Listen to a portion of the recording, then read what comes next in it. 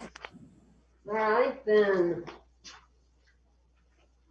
Pursuant to Governor Baker's March 12, 2020 order suspending certain provisions of the open meeting law, Governor's March 15, 2020 order imposing strict limitation on the number of people that may gather in one place. This meeting, the West Newbury Conservation Commission, will be conducted via remote participation to the greatest extent possible.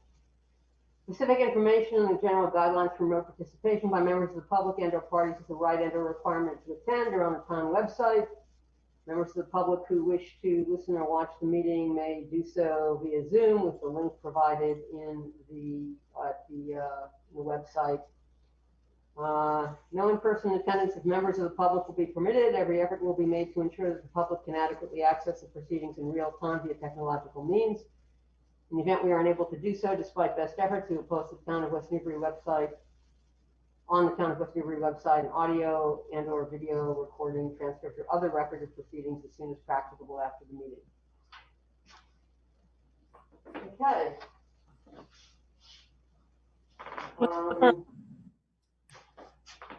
The hearings on the City of Newburyport Lower Artichoke Spillway, the West Newbury DPW hazardous tree management, and the Town of West Newbury Middle Street Artichoke River Bridge hearings have all been continued at the request of the applicants.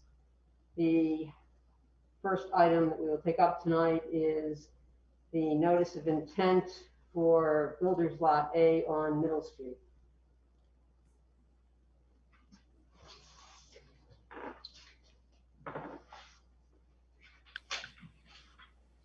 Good evening, Matt Steinel from Millennium Engineering. I'm here tonight with the applicant, John Gorman, and I'm happy to go through a quick little review of Lot A again, just to refresh everybody's memory. It's been a couple weeks since we last gathered. This is a single-family house lot proposed to be constructed on Builders Lot A, up on the hill, up outside of the 100-foot buffer to both the wetland out front along the road, as well as the wetland to the rear of the property. It'll have a long winding driveway coming off Middle Street and coming up to the structure in the upland portion of the property. A proposed septic system is located off the rear of the structure with a septic tank and pump chamber, which will then pump up to a point where we have directional drilling, which will push a 3-inch pipe underneath the wetland and come out in another directional drill bore pit on the other side of the wetland and extend further up to the leach field area in this area to the rear of the property. That pipe is a 3-inch pipe that goes under the wetland. Within that 3-inch pipe, we'll be running another 2-inch pipe, which will have the effluent waste traveling through it. The 3-inch pipe acts as a sleeve going under the wetland to insulate as well as to encase the pipe. At the last commission meeting, the commissioners asked that we talk to, or that the commission's agent talk to the Board of Health agent and get a memo back from him on his input on the septic system itself. And I believe that has been submitted. Is that correct, Bart? Yeah, I got an email from Paul Savigny about it. Okay. The only other concern I think on this lot here that was brought up at the last meeting was the addition on page 2 of the wall detail to show how the wall was to be constructed. At the last meeting, we'd already had the plantings and everything on there, and I think they just wanted to see a detail of the wall and how it would be constructed, so that was added to sheet 2. I think other than that, there really weren't any other major changes to the plan, and I'd be happy to answer any questions. Okay, Bert, first, what did Paul say about the septic system? Paul didn't have any problem with the system. I have a few questions. Starting with the drilling, you say you are going underneath the wetlands, but I don't see any information on the depth or how you're determining what is under the wetlands, and whether you have determined that the depth of the wetland is consistent throughout the entire wetlands area. Well, the plan does identify that the pipe will be down 5 feet, so it's to be down below the frost line when it goes underneath. It is going to be done through directional drilling. The test pits, I believe, were requested from us. The soil logs were requested by the commission at the first public hearing, which we provided. Shows consistent soils throughout the site. And I'm sorry, was there a third part to that question? I'm trying to jot it down as we're going. Where is the information on addressing the depth of the wetlands? I don't know how to answer that question. The wetland is on the surface. It has to do with the depth of the water table being within 15 inches or so of the soil. It has to do with hydric soils, plants. There's no information in the Wetlands Protection Act that says a wetland extends below the ground a certain depth.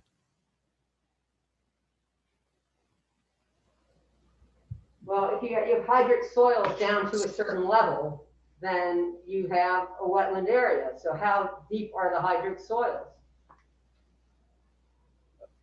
Again, their wetland, has to do with the hydric soils being within 15 inches or so of the surface. So you would assume if they're at 15, 12 inches, they're going deeper than that.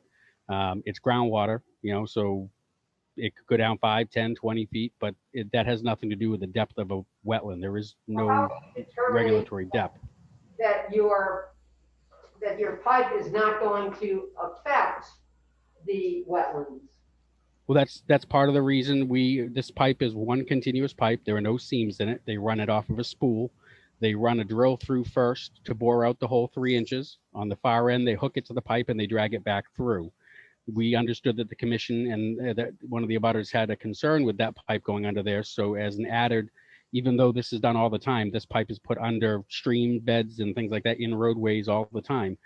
As an added layer of protection, what the applicant has agreed to do is instead of pulling a 2-inch pipe back, they're going to pull a 3-inch pipe back, one continuous pipe, no seams, and then we'll go through that pipe with the 2-inch pipe. So you're effectively sleeving and insulating that pipe under the wetland. So you have double protection essentially. What is the material of the pipe that you're using? It's a PVC pipe. So do you know what the chemical is that is used to plastify it? I'm sure I'm gonna, model this up, but I think it's polyvinyl chloride. I'd have to look it up, but that's what the PVC stands for essentially. But it's the same PVC pipe that you would use in your basement for your sewer pipes and coming out of the house, going out to a septic tank. They're not known for leaking. In the rare case when you do have a leak, it's typically where they've excavated trenches to put in the pipe and they've glued 10-foot sections together. So you have solvent glued sections that if the contractor doesn't glue them correctly, that's where it is. That's why I made it a point to say that this is a continuous solid pipe that comes in on a spool, just like you would see a utility company running out in the road, and they drill it and then they drag the whole length of pipe through and there's no seams in it at all. I think my concern is that this is the first application of this in a wetland in this town that we know of. And so my concern is, what is the chemical reaction of I'm assuming the wetland soils are going to be acidic. Will that cause leaching of phthalates in the wetland? Okay. From the PVC pipe. Sure, I didn't mean to step on you there either when I said no. It may be the first application that West Newbury has seen in town, but this is used regularly. As I said, it goes under wetlands and under streams for utility installation all the time. The PVC pipe is what they use through those applications, and the State Department of Environmental Protection has seen this in applications, again, not on single family homes, but in commercial and in utility work. And they go through these environmentally sensitive areas all the time. I have one in Amesbury right now where we were going under a stream bed, at one point. So it's regularly done. Just it's getting more cost effective. So it really wasn't an option for a long time for single family residential. Now that it's getting more cost effective to run it, it's become an option. And the Board of Health essentially alluded to that when they said that they had no issue with this. They understand this is done. If this is brought in on a spool, it must be a thin pipe that you can roll on a spool. Do I understand that correctly? No, it's not rigid pipe like the ones you get at Home Depot. but it is on a large spool. So it comes in on a large spool. It's able to be wrapped on that. And the sleeve is made of what? The sleeve is the same. It's just a larger pipe. So a 3-inch pipe Larger pipe. and then the smaller one inside it. Okay. If this has been done in Amesbury, would you be willing to share the approval from the Amesbury Conservation Commission? It's just something that I'd be interested in seeing. Yeah, absolutely. And you say you did test pits, you did testing in the wetlands area. Where is that data? Well, we didn't do testing in the wetlands area. We did testing throughout the whole site. So we had testing on where the leach field is. I don't have control of the mouse here, so it's hard for me to show you while I'm talking, but in the area where the leach field is here, we did testing. We did testing further back in that area between the wetlands and the leach field area where the blank space is there. We did testing on lot B going down the slope all the way out to the road. And then on the other side of the wetland where the house is, we did testing all throughout that area in there as well, both within the 50 to 100 foot buffer as well as in the upland area. And what we found is consistent soil depths for the restrictive layers, consistent water tables, throughout, for the most part. Again, when you get closer to the wetland, the water table comes up a little bit higher, but consistent soil material. And you could see that the same glacier brought it all in and deposited it in the same fashion. So you have consistency throughout the whole site. Well, you have wetlands in certain areas, so it's not exactly consistent. And No, so, but we're splitting hairs here. Again, I just said that the water table is slightly higher in those areas, but the soil material is consistent. well, So I'm not sure how you can say that if you haven't done any borings in the wetland area. well, we're not permitted to do that. I'm not talking about a large a septic system test pit. I'm talking about augering down to see what you've got and how far down it is. Which we did, and we supplied the commission with DEP field cards as well. Right, but you did, that's along the borders of the wetlands. I'm talking about what's in between. You have a fairly extensive wetland area there. And we have seen in West Newbury that soils can vary greatly in short distances. Okay. Can I speak as the wetland scientist who delineated the wetland? This is Mark West. Sure. I think what Matt is indicating is whether you're in the upland near the crossing where this is going or in the wetland, the soil surface within the soil at the surface within 20 inches of the surface is different, but the subsoil, the dense subsoil layer that they're drilling through is similar both in the wetland and in the upland areas. So it's actually a restrictive layer that's holding the water up. And what happens is that restrictive layer gets closer and closer to the surface when you get into the wetland. And in that area, you have a saturated soil condition and indicators of hydric soils above that subsoil, but the dense subsoil layer is similar both in the wetland and in the upland. And what is the level of how far down do you hit this dense subsoil? In the wetland borings I did, my auger goes down up to 3 feet, but I go the first 20 inches and then probably like 6 to 12 inches into that dense layer. And I don't need to auger any further to determine that it's a jurisdictional wetland. The borings that Matt did are probably deeper, and that information he can go into how deep that layer is, because I didn't go any further than 2.5 feet. Right. And the test pits that I did were done with an excavator. They were 10-foot deep holes, or approximately 10-foot deep holes. They were done greater than 50 feet from the wetlands. So I don't know that that's going to shed any light on what's happening within the wetland. Again, that's going to be limited to the depth of an auger tool. But what we were looking at when we dug the test pits in the upland areas, we had, an A layer that, on the surface that was about 5 inches thick. We went down about another 10 inches, which was 5 to 15. We had our BW, that was a very fine sandy loam. From 15 to 30, we went into a gravelly, very fine sandy loam. And then from 30 down, we got into our dense layers. So we were at about 30 inches over there, which explains why the water table, is a little deeper in those upland portions versus what Mark was seeing when he was augering down in the wetland area.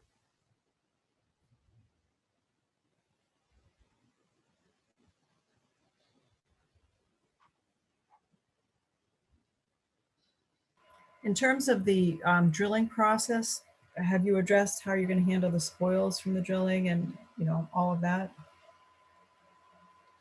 Well, the drilling process, again, is only a 3-inch bit. It runs through. It actually pushes the soil out of the way as it cores and drills. There's not a lot of spoils that come from it. The minimal amount that will come from it can be taken outside of the buffer zone area and used as part of the fill on the site. But again, we're probably talking in a 3-inch line that long. It's a wheelbarrow or two worth of spoils. Most of it's going to be actually pushed out of the way as the drill bit goes through. You mean compressed, or where is it going to be pushed to? To the, picture a drill going through soil. It's going to core a hole or drill a hole, and the soil is going to just be pushed to the sides around the hole as it's pushing through. 5 feet down. So, it's not like drilling wood where when you put the bit into the wood and then you back it out, all that loose material comes flying out with it. This is a wet soil. It's a dense soil. It's already dense from the glacier pushing down on it from eons ago. And then as the bit goes through and cores it out, it's going to push that soil into the side walls of the actual hole it's creating. And then as it comes back, that's when it pulls through and pulls any of the loose stuff out. And we're talking, again, a 3-inch hole. That length of pipe there, it's not going to be a lot of material that it's coming back with.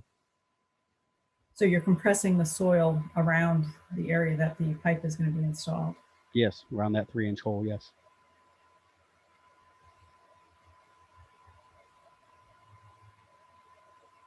And how do you know that this process is not going to have an impact on the hydrology of the wetlands? Well, again, it's 5 feet down and it's in the dense layer of the soil that's holding up the surface water and the hydric soils that are there from the wetlands. So we're already down into that dense material. We're not creating new dense material. We're in the dense material and we're coring a hole through it. So it should have no impact on the wetland above. It's the reason, again, that this is used quite frequently in similar situations of this, and DEP has not commented on that particular aspect of the project. I think it's really, pretty normal for them to see it in utility work. But that's not the same thing as a septic line. It is. But running conduit through under a stream or a street is not the same as running a septic line in somebody's backyard. It really is. I mean, when I'm talking about utility work, I'm talking about sewer lines as well. So the project in Amesbury I'm talking about is another, E1 low pressure sewer main being run down Pleasant Valley Road. And there's culvert crossings from one wetland on one side of the road going under the road into the Merrimack River. And that's what I'm talking about. This is being done in a roadway, but it's essentially the same thing. It's crossing, streams, it's crossing culvert pipes, and it's used, in this respect all the time. And it's sewer. And there's no other location on this property where this field could go? Bert, can you scroll down just so we could look at the rest of the...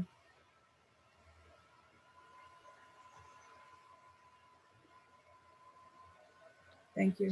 So there are many areas on the property where the septic system could have gone under state regulations, but under the local septic regulations that the Board of Health has promulgated, there is a maximum of a 40-minute per inch perk rate allowed.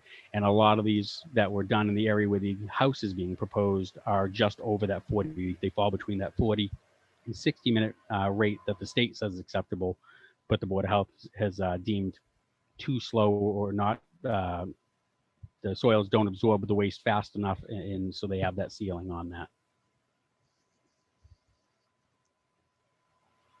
So I'm sorry, I keep bringing up the material choice, but what, so we have a septic pipe running through a wetland off of Bachelor Street, right? Off of Boynton Court. Yes. So what is the material of that pipe? Do we know? I'm unaware of that project. Okay. Judy, would you know? That I don't remember. It was a long time ago. I don't remember what the pipe is made out of. I guess, you know, that's kind of the unresolved issue for me is like, you know, is there going to be leaching of chemicals from the plastics? And, you know, what effect does that have on the values of the wetland? I understand it's going through dense material, but I don't know. I haven't seen any data on that sort of chemical change that might occur in a, you know, very acidic soil. Okay. And maybe that's something, you know, that a plastics engineer could inform us on. A couple of questions about the replication area as well. How did you determine that 15 inches is the appropriate depth for the replication area? Mark, did you want to speak to the depth to water table in your transects there? Sure. Basically, when we do replication, we're tying into an existing elevation of the adjacent wetland. So we use that adjacent wetland as a reference wetland, and we're lowering the area adjacent to it down to the reference wetland elevation. And that's how we determine what the final elevation would be of the replication area, because it's basically an extension of the existing system. And we are working on a slope, but we're cutting into that slope. Right, I mean, I understand the general principles, but I don't see any elevations on the plan for the proposed replication. Is that on the second? I can't control it. Is that on the second sheet, Matt? I'm looking now here. Again, I don't see, I'm not controlling the screen either. Give me just a moment here. I'll get to that. Whoops.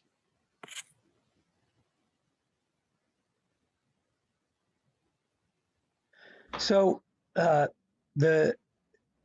if you look at the cross section down at the bottom, basically we are cutting into that slope, and then we're having a slope adjacent to the cut. So we're lowering that slope to the elevation of the wetland, lowering the soil surface to the elevation of the wetland, and then having a slope break up from that up to the road on two sides. And so the elevation of the proposed elevation of the replication area is the same as the elevation of the wetland. It's going to be, I usually don't recommend they grade it totally flat. They have it pit and mound, and it needs to be lowered below that soil surface. And some of these notes indicate that you can't really read in this scale, but it gets over excavated, and then so you strip the topsoil off, you lower it grading to the 6 to 8 inches below that proposed grade, which is the grade of the wetland. You then put the topsoil that you salvaged back in place, and then you plant the area accordingly. You've got it says typical wetland replication section. I understand the general process. I was just looking for a plan view that shows, that has elevations on it. Well, they're going to be, essentially, they're going to be the same elevation as the wetland all the way across to the slope.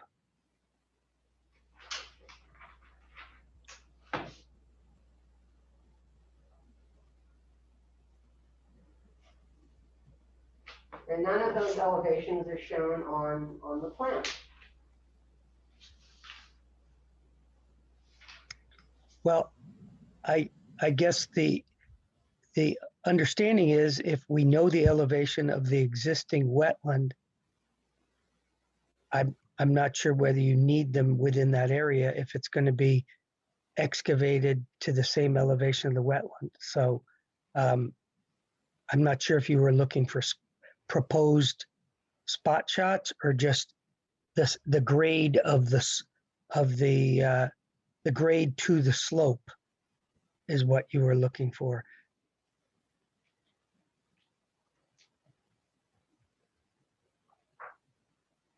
I mean, you've got a plan showing a 3-to-1 slope going up. No, I was just asking about what the elevations are for the wetlands in the area where you are proposing, adjacent to the area that you're proposing for replication. The existing elevation of the wetland itself?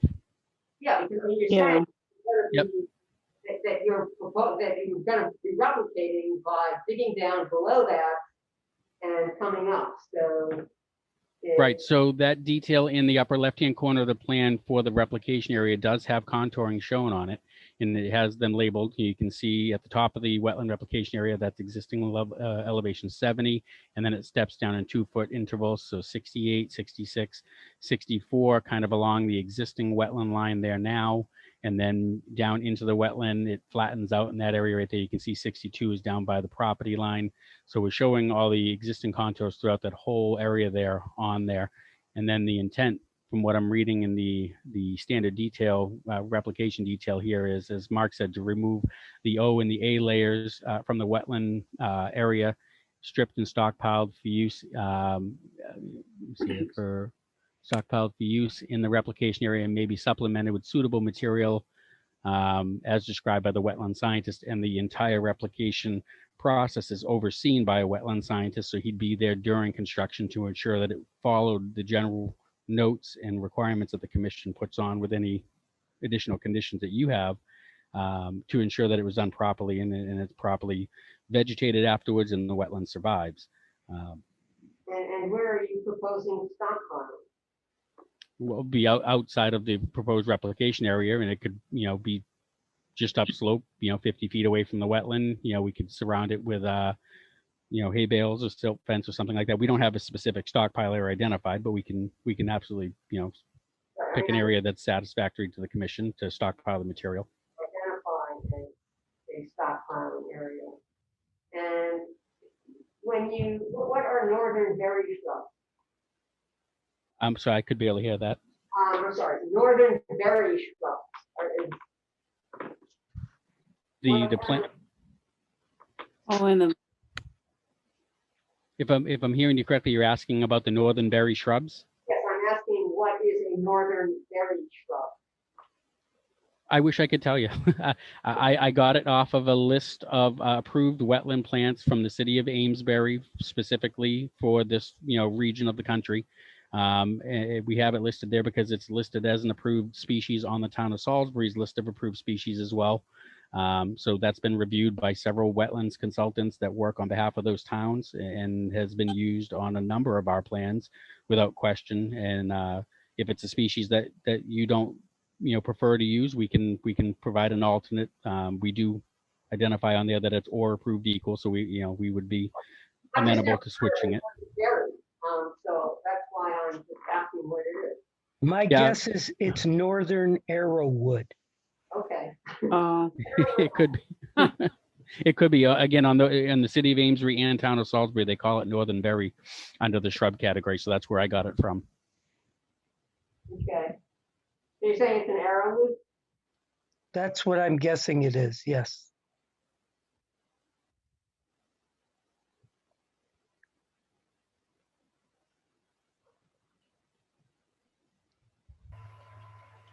Is there going to be any alarm in your, going back to your pipe? Any allowance for the septic? Is there an alarm in case there is some kind of leak? Not within the wetland area. The alarms that are installed are in the tank, and they have to do with the breakdown of the pump. Again, I know we keep going back to the idea of this pipe leaking, but there is no indication that these pipes leak, and the fact that it is sleeved through another pipe that has no seams.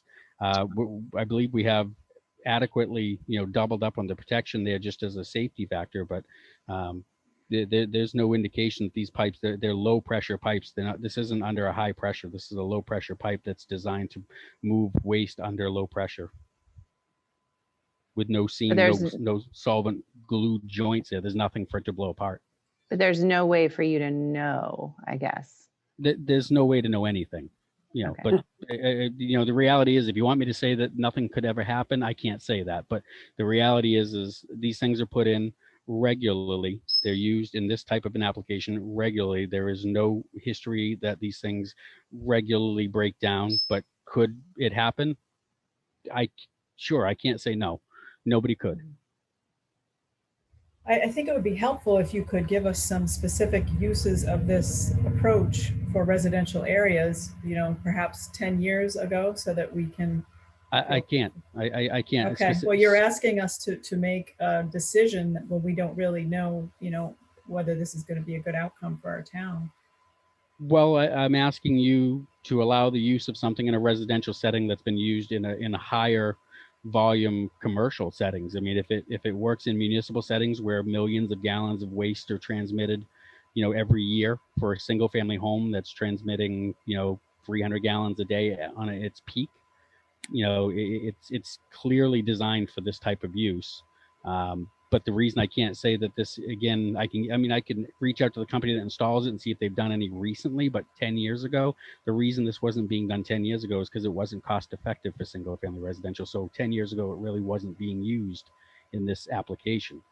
It was being used under roads and for commercial application, again, much higher volumes, much higher pressures, for a variety of uses, whether they were running conduit for communication lines or running conduit for sewer lines. This is a regular use, and whether it's being used for commercial or single family residential, it's not going to change its function. It's just become more cost effective to allow for single family use. I believe Paul actually addressed it in his memo. Yeah.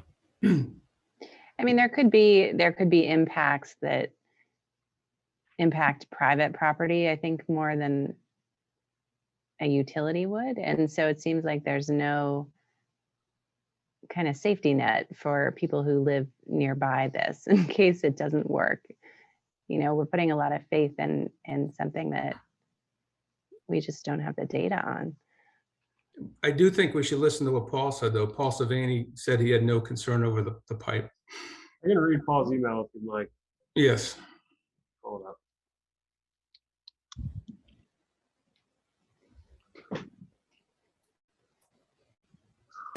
Sir, could you read that email? Yep, I'm pulling up right now. So Paul's email says, "Good afternoon. I was asked to provide the commission of my thoughts on directional drilling under the wetland resource area for the septic pump line, etc. There is no concern with the length of the pump line between the dwelling and proposed leaching area. The pump will be sized according to the length, total dynamic head, and overall design of the septic system. I have not had a chance to review this most recent design, but from past knowledge, there should be sufficient soil testing on the site to support these two new homes. The largest concern at this time is to make sure that there is a recorded agreement / understanding between the two property owners A and B, so the system for property A can be constructed from Archelaus Hill Road via a permanent construction / maintenance easement. Again, I have not had the chance to conduct a full review, but the concept appears to be approvable. So he's not really addressing the concerns that we have been addressing this evening. I'm sorry, I didn't hear you. I said, that to me, that's not addressing the concerns that we have been raising this evening. I lost the last word. I'm sorry. This evening, the concerns that we have been raising this evening do not seem to be the concerns that Paul is addressing in his email. As far as the leaking of the pipe or an alarm or thing, no, I mean, he's not speaking to that. He is speaking to the fact that it is approvable. For the Board of Health, but that's something different. Well, the Board of Health is ultimately, highly concerned with, a pipe bursting and causing health issues for a neighborhood. And, they're ultimately concerned with public health. So, I mean, as it relates to neighbors and how this affects the neighborhood, I think, the fact that it is approvable shows that the technology, is used in this respect and can be done safely. No, he's not specifically saying it in that language, but I think it can be inferred. I don't necessarily infer the same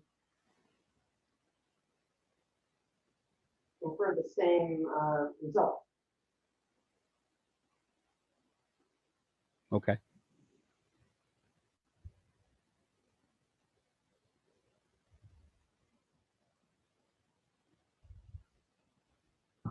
So do we need any additional information about this?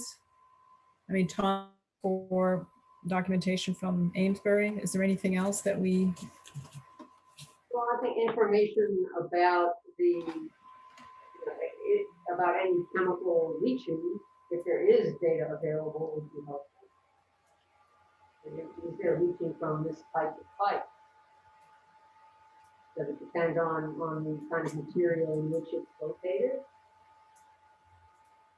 I'd like Paul and the Board of Health to weigh in on the latest design. He specifically stated in email that he was not evaluating the latest design.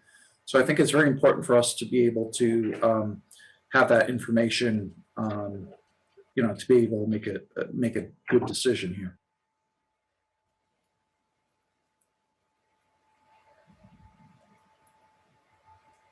And then So- you asked us to ID on the plan a stockpile location. Yes.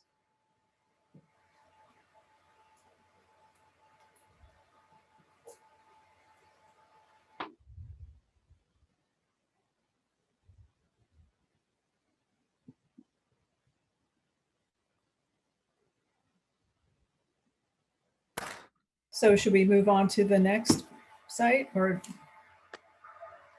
Did you have any other questions, Judy?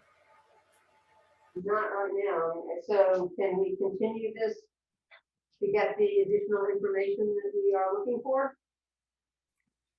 Yeah, we'll continue. Is it the next meeting, May 3rd? That's what it's scheduled. That's what it would be on the regular schedule, yeah. The Okay. holiday. Yeah. Okay, we'll continue to May 3rd. Okay, thank you. Bert, you said that's a holiday? No, the last holiday sort of messed their schedule up, so that's why they're Oh. still. Gotcha. So next on the agenda is Lot B.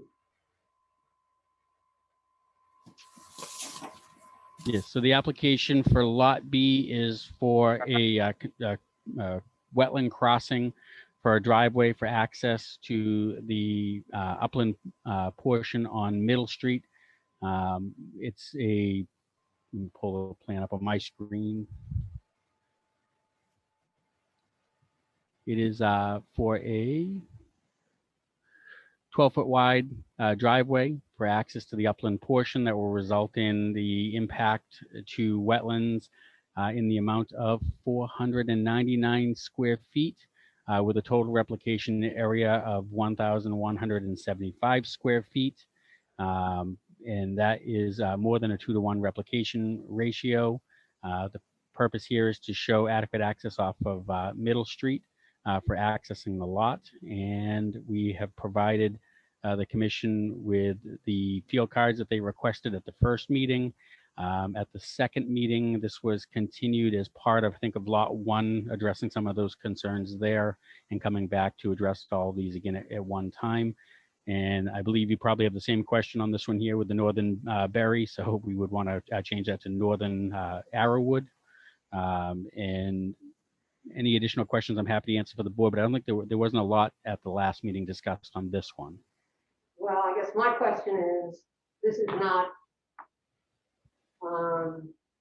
when your attorney sent a letter saying that you do not intend to build this, I'm looking at the wetlands regulations that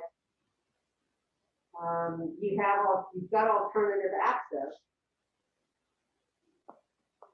and which you showed originally on your original plan, then why is it appropriate to disturb wetlands? Well, we don't have alternative access. That is the purpose of this application, is to eventually apply for and obtain alternative access. The zoning bylaw specifically says that access has to come off of the street from which your frontage is shown, and that's Middle Street. We do not have adequate frontage on Arcalius Hill, so that can't be our frontage, and we can't access off that there. So the intention here, under the regulation 6.A.9 of the bylaw, the zoning bylaw, it specifically states that when access has to come off of the main road and there's an obstruction such as a wetland, that the commission, that the planning board can deem that that access is adequate if a conservation commission order of conditions can be obtained. That is the reason we're here. So we've identified in the filing, with the commission that our intent is to seek approval to build this, and then to go to the zoning board and obtain alternative access approval, in which case, if obtained and approved, we would no longer have the need to build this, and we would then withdraw the application. Well, and where does this go? So how do you get from your driveway to your home site that you will move to without crossing the wetland? Well, I believe the intent here of the bylaw is to show that we have access to the land. And so I'm that's not concerned about the zoning bylaw. I know you are, but our concern is the Wetlands Protection Act, not the zoning bylaw. And there is an alternative way that you could go to the zoning board, I believe, but that's not within our concern. The wetlands regulations for this say that we're supposed to consider the extent to which adverse impacts can be avoided. And so I am just not convinced that authorizing the filling of wetlands for the purpose of creating a stub that goes nowhere and would require crossing the wetland to get to any proposed house is appropriate. Sorry, can I chime in here? This is Jeff Roloffs. I'm outside counsel to the applicant. I'm the one who submitted the letter dated March 10. I've got offices in Newburyport. And I totally understand the concern. It's a sort of an awkward posture to be in. Just going back in time here, you might recall that the planning board had actually approved an approval not required plan before, without requiring us to come to the commission first for an order of conditions. In order to approve or endorse an approval not required plan, the zoning bylaw requires that you can show that there's adequate access from the public way. That approval was appealed by Mr. Baker, the abutter, and the land court basically said, look, you've got a zoning bylaw here that says if you want to prove adequate access in a situation that involves a wetland crossing, you can't just convince the planning board that it's approvable, That's not enough. The zoning bylaw actually requires you to file a notice of intent with the Conservation Commission and secure an order of conditions to show that access is in fact approvable. Now, just to be clear, you don't actually have to build this access in order to meet the requirement of the zoning bylaw. So we were very clear in the letter that I submitted that we're doing what the land court required us to do as instructed by the zoning bylaw in order to show that there's adequate access that's possible from Middle Street. We are not proposing to build it in order to get the A&R endorsement.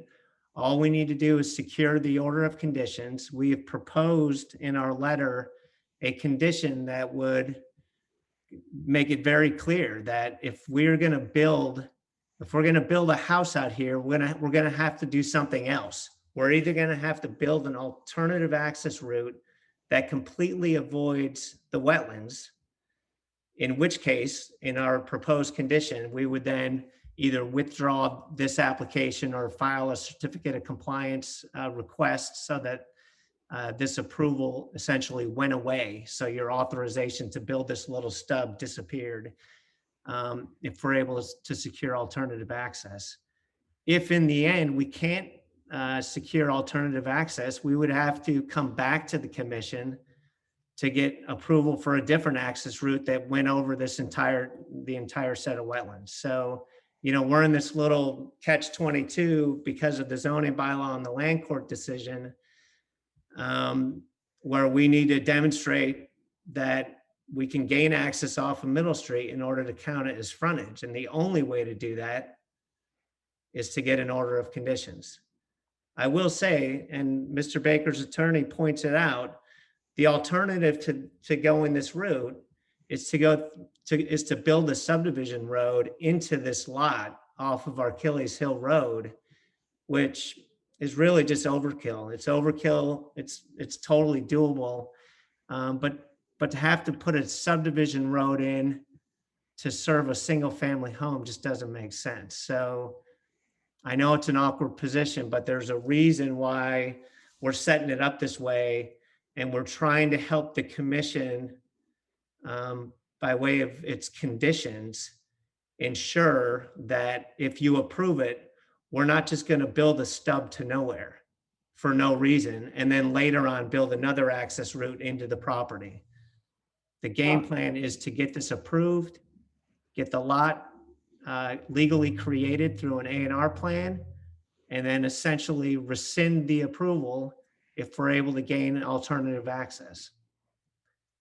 It seems inconsistent to me to say we approve a project, but you can't build it. I get it, but your zoning bylaw, the West Newbury zoning bylaw requires that as the mechanism for demonstrating adequate access. So we didn't write the zoning bylaw. We tried to take the more reasonable approach previously, and the planning board was okay with it, but the neighbor wasn't, and the land court sided with the neighbor.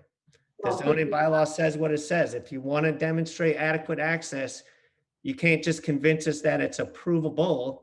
You actually have to file a notice of intent with the commission and get it approved. And all of that said, again, this is it's a minor wetland impact. The commission has discretionary authority in applying the performance standards here.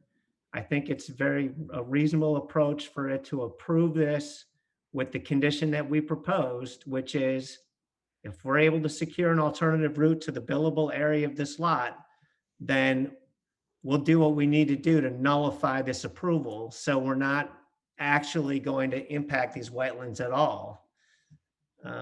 I know it's awkward, but that's what your zoning bylaw is set up to, make us go through.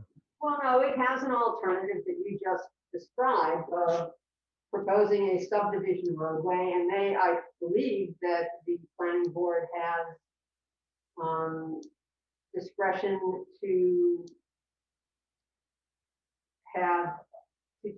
change the parameters of the width of the roadway.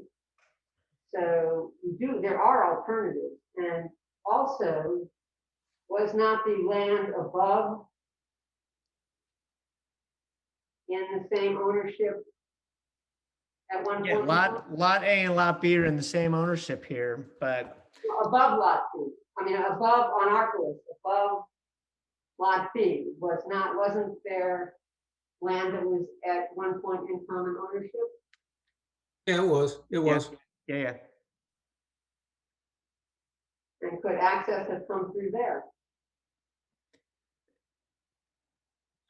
You're right, and we're not denying that there would be another alternative route into the property by going through the definitive process. But again, that process is intended, it's a process that you go through when you don't already have adequate access on an existing roadway. So in this situation, but for the zoning bylaw that requires an order of conditions in hand, in most towns where that doesn't exist, it's enough to just do what John Gorman did before, which is to go to the board, convince them that we could gain access here, that it's an approvable route, and that normally suffices. The only reason that approach doesn't work here in West Newbury is because of this particular zoning bylaw language that requires us to secure an order of conditions. So it's as adequate as access. You're calling this a driveway.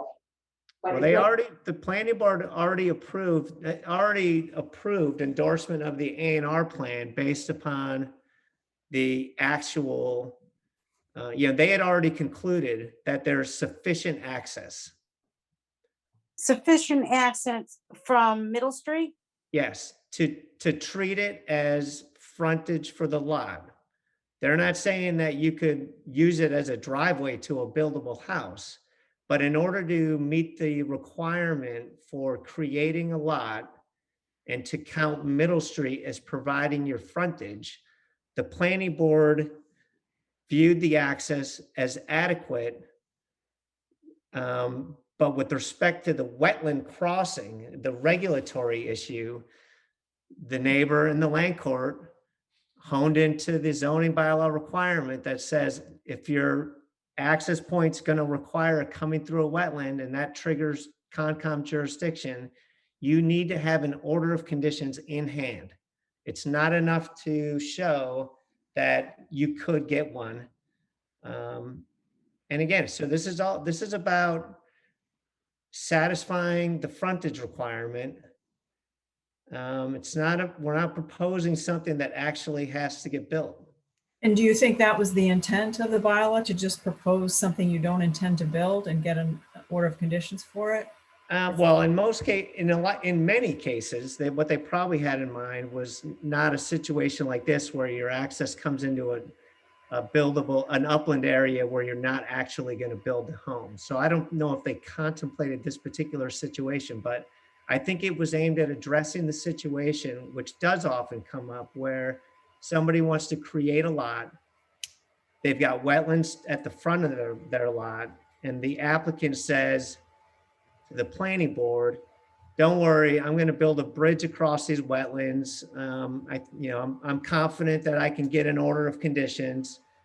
I just want to start by creating the lots, and then I'll go to the Concom later to get my permit for the access drive to the house that I want to build. And I think what West Newbury said was, we don't want the planning board to guess as to whether or not the Concom is actually going to ultimately approve those permits. So we want you to go ahead and get that permit first. Right, but I think the situation they were contemplating, right? Right, but the intent is real access. It's not some fake access project that you're going to turn around and have us negate with a condition. I mean, I am really not in favor of doing this. I think it's pitting board against board and trying to circumvent the regulations, and it's not what their intent was.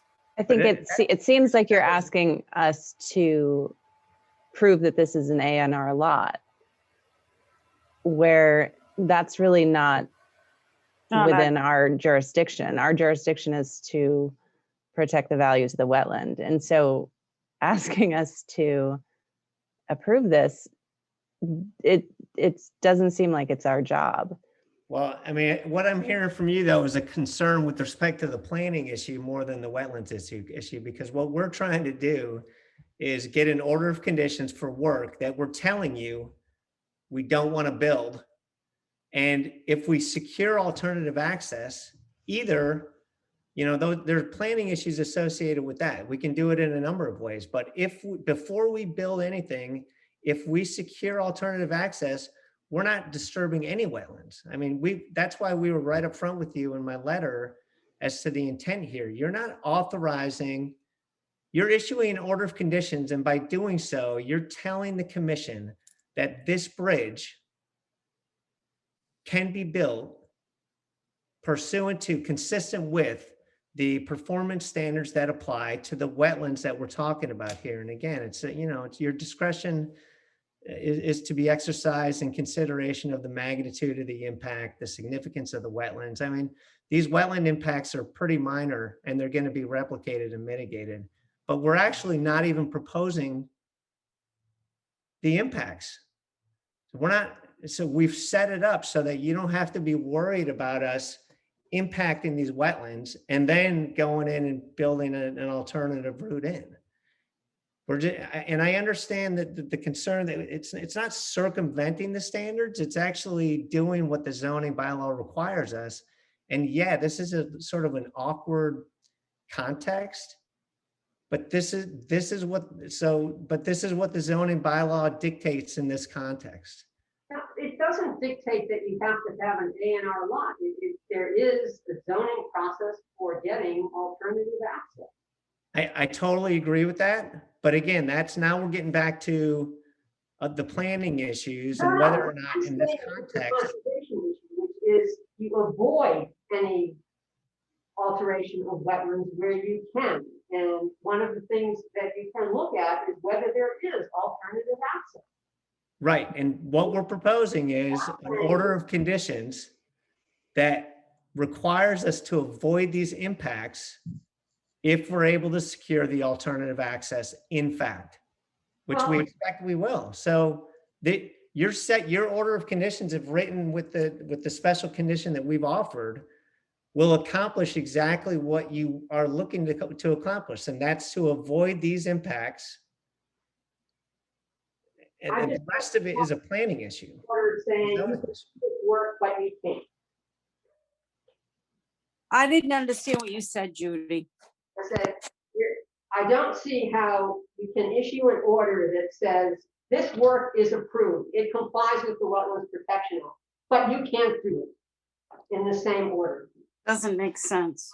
Yeah, but you're not saying it's approved, but you can't do it. What you're saying is it's approved, but if you are able to secure alternative access for a residence, in fact, because we don't know for sure that that's going to be approved, but if in fact we are able to secure that, then you can't build this. That's appropriate.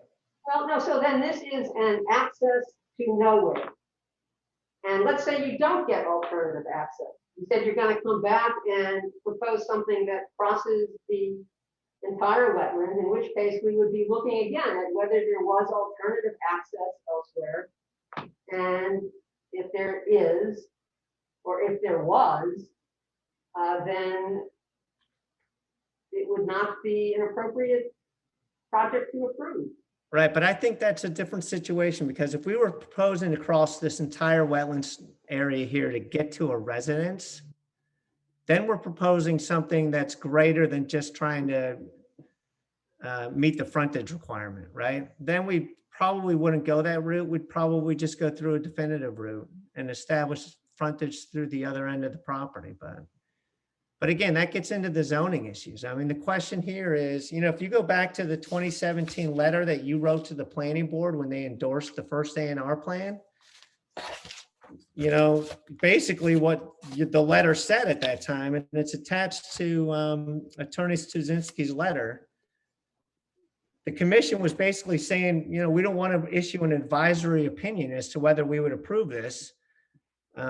we want to review it through an NOI process with a public hearing. So until you submit the NOI, we can't tell you whether or not this bridge would be approved. So now we're here, we're here with the Well, NOI. I don't think that that letter was saying that it would be approved. No, it didn't say that. No. What it said was, we don't want to issue an advisory opinion, basically what it says, as I read it. We don't want to issue an advisory opinion. We'd have to see exactly what they're proposing. We got to understand the replication.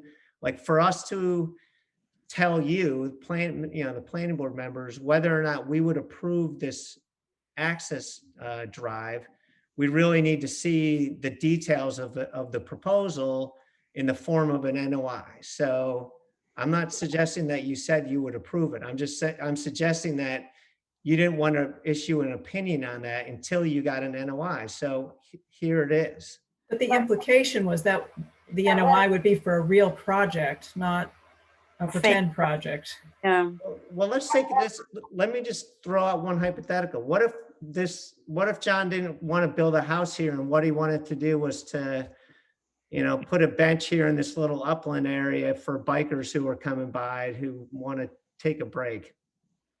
I mean, I don't think that the end use is an issue in these proceedings before the Concom. It's if he wants to access this lot to establish a picnic area for even just for his own family.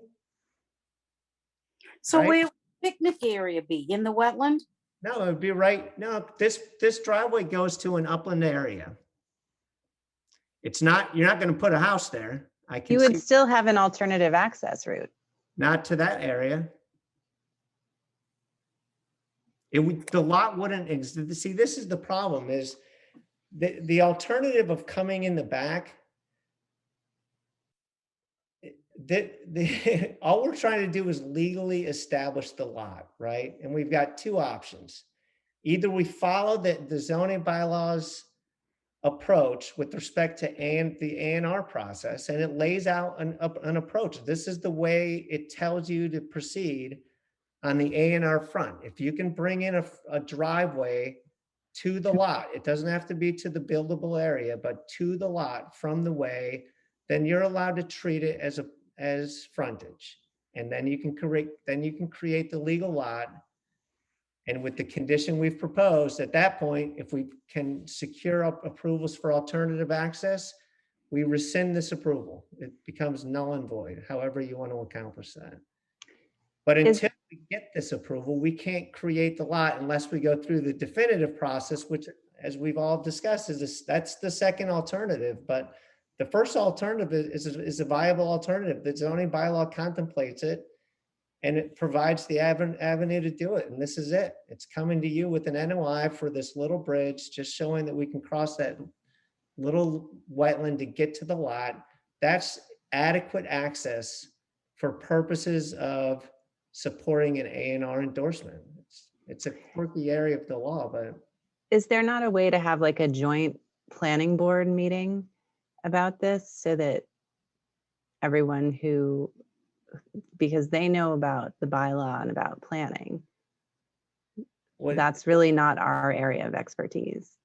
Yeah, I totally agree. So they've already approved a different version of this lot split, the A&R lot. They approved it previously without requiring John to get an order of conditions. But is that still legitimate? Now, the neighbor appealed the approval and the land court sided with the neighbor, citing to the zoning bylaw that says the planning board was wrong to conclude that there was adequate access without John first getting an order of conditions from the commission. So the land court instructed us to file a notice of intent with you to get an order of conditions that shows that we can gain access to the lot from Middle Street. I know it's quirky, but that's the process that the court and the zoning bylaw lays out. Well, how about a joint meeting with the planning board and we discuss your alternative, which is legitimate access from Oculus Hill Road? I just don't know what's to gain by that, because the planning board, we're never gonna present to the planning board this access route, right? So if they say during that joint meeting that, yes, we would approve access from Achilles Hill Road, a nice little normal driveway, not a subdivision road, even with waivers, but we would approve access from Achilles Hill Road.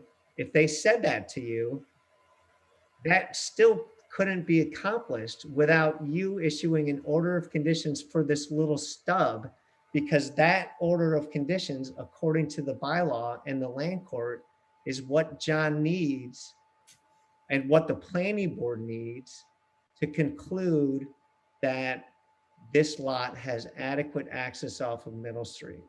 That's the problem. Yeah. Well, the problem is the way these lots were constructed, and adequate frontage on Arkless Hill Road was not established. I mean, that's the source of the problem. So you're trying to make frontage on Middle Street the driving factor of this. So Yeah, I suppose. I mean, but but to be fair to John though, the zoning bylaw contemplates that if you can gain access off of a public way like Middle Street, then going the A&R route is an appropriate way to do it. And again, from the wetlands perspective, we're not asking for an approval that says you can't do this. We're asking for an approval that meets the requirements of demonstrated adequate access. But if we actually secure approval for alternative access, we either rescind our application or we file a request for certificate of completion confirming that we have no intention to build this. The end result is that if alternative access turns out to in fact be available, these wetland impacts are not going to occur with the condition that we've proposed. So you don't have to worry about that. You might not normally be authorized to impose a condition that says we're approving this, but we're not if you get alternative access. But since we're asking for that condition, it's appropriate for you to impose it, right? do we have any guidance from DEP on this, Bert or Judy? I spoke with DEP about it last week, and the long story short, they said that the commission is the issuing authority right now. Okay. So what are our options for a vote? I believe that on the original plan, they said that it showed alternative access, and therefore we should consider that too. Yeah, I mean, so if I can just respond to that quickly. So when we got DEP's comments, that's what prompted it. That was partly what prompted my letter to you, to the commission and to DEP. It was in response to that. Those comments were also in the context of a limited project, and we've already gone through this, but because this project meets the performance standards, you don't actually have to even get into that. I'm not saying that alternatives aren't a consideration. But we feel like we addressed DEP's comments in my letter and the subsequent submittal that we provided. And, DEP they haven't responded that they disagree with any of this or that you don't have the authority. I think my read of it is they're not insisting that you deny this for any reason. I don't think they're insisting on anything, but I'm still looking at avoidance, and I don't see how this proposal complies with the protection of the wetlands in the state. I agree.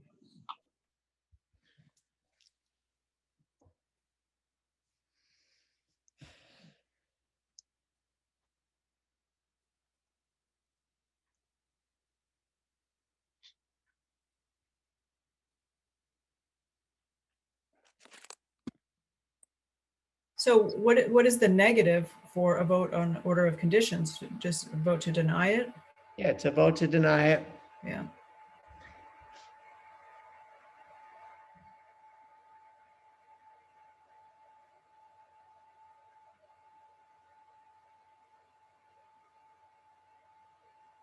Right.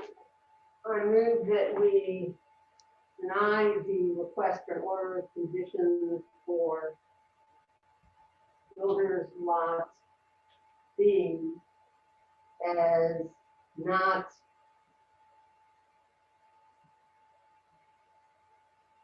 consistent with the protection of the wetlands in this area.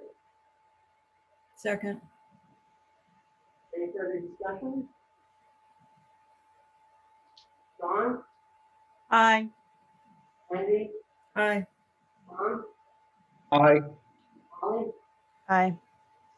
aye.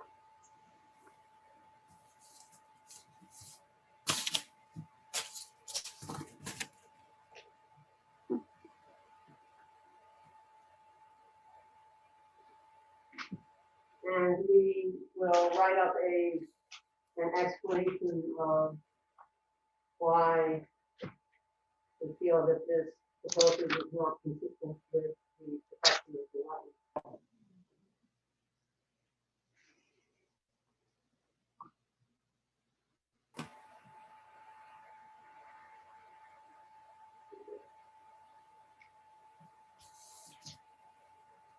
Next on the agenda is a continued public hearing on 519 Main Street.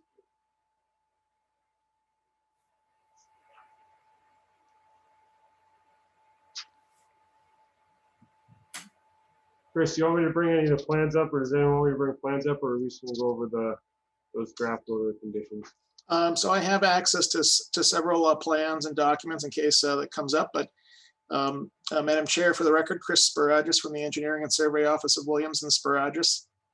At our last public hearing, the commission was nice enough to share proposed special conditions for an order of conditions, which we took under advisement, and I went through it between the last hearing and this hearing and made some suggestions. And then I understand that a revised special conditions document was issued today, and I read through it, and it turns out that a lot of this, most of the suggestions that I made were also incorporated into this revised special conditions document. And if it's okay with you, Madam Chair, we can refer to the document that you sent along to Bert today. Sure, and I mean, I saw yours today as well. And I think that there's kind of a combination. So I mean, I think that when you had specified the areas, so this is in reference to the disturbance within the 25-foot no disturb zone for the components of the stormwater management system.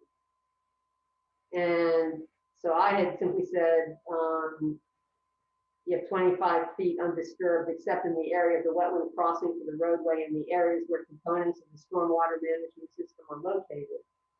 And you have delineated them, so I would add your delineations to that. Those were on, was that on sheet? There was a sheet, was it from sheet 7 where you had colored in some areas? Yes, that's correct. It was a topographic sheet 7 of 15. Do we have a printed copy of that, or is it just emailed? Just by email. That's just a highlighted version of the plan you already have. Okay, so I mean, we can just include the descriptions that you put in yours. We'll just add that as kind of, belt and suspenders, making it really clear where the areas are. I don't know, I haven't had a chance to look to see whether we need additional permanent markers along other areas of the wetlands line. Sure. Madam Chair, is it okay if we go through your latest draft and we can just touch on these areas that you highlighted in red? Sure. All right, Bert, do you want to pull it up or do you want me to? I can pull it up.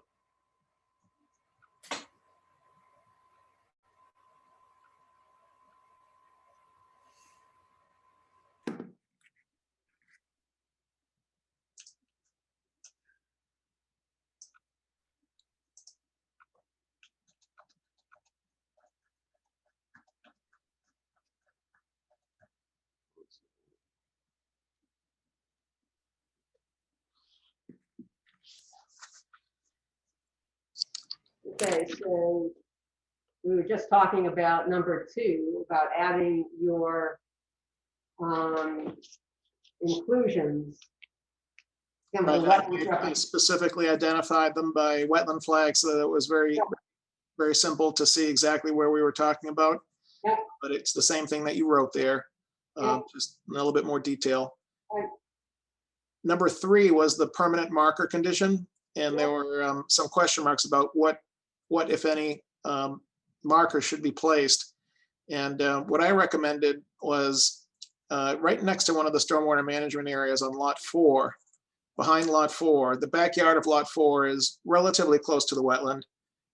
And I thought that that would be, the other building lots are pretty far away from the wetland, but that one is relatively close. I thought that backyard, it would be important to install some markers there. So those are and I identified it by wetland flag area so that it was very simple to see. We can pull up a copy of the plan if you'd like. Chris, do you want to pull up the plan? Because you might be able to jump through it quicker than I can. Okay, sure. Yep. Go ahead and share your screen. Thank you. Let me, let's see here. Let me pull up that PDF here. Just because it's colored in green.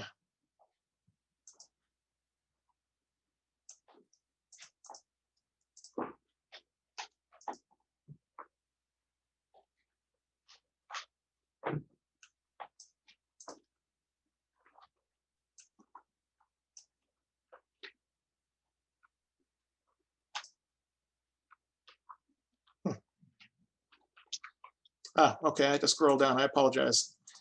Okay, so can everyone see this PDF that's colored in red and green? Yeah. Okay, so I've highlighted the areas where we have a little bit of work within 25, and of course we know about the wetland fill and replication area behind discharge, near the discharge pipe of this stormwater management area, and behind this stormwater management area, and behind this stormwater management area. So the area that I thought made sense for the markers was over behind lot 4 in this area here. If I were to zoom in, between these wetland flags, we're pretty close to the wetland in the backyard here, and I thought it would be important to make sure that these folks that lived in these 2 units, understood that we had a sort of a limit of work here. You may remember, Madam Chair, we walked. This is sort of the end of our trip here, where there was an old trail that ran through here, through the wetland, and then into the neighbor's backyard over here.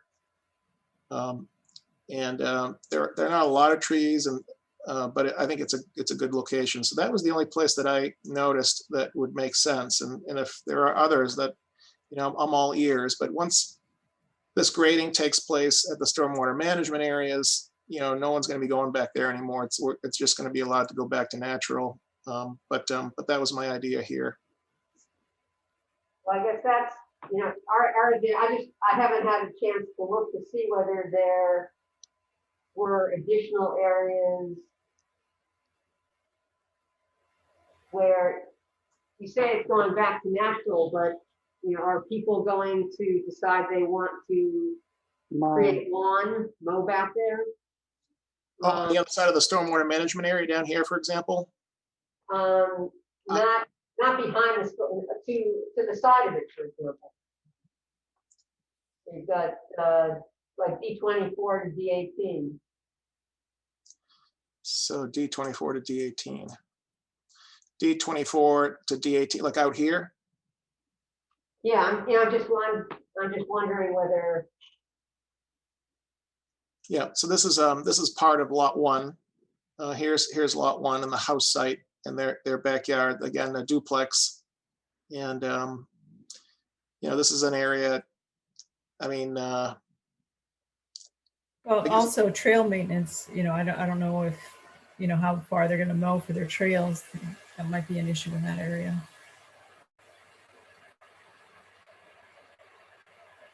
I don't think it's just the homeowners that we should be thinking about, if we're looking at proposed use of the property.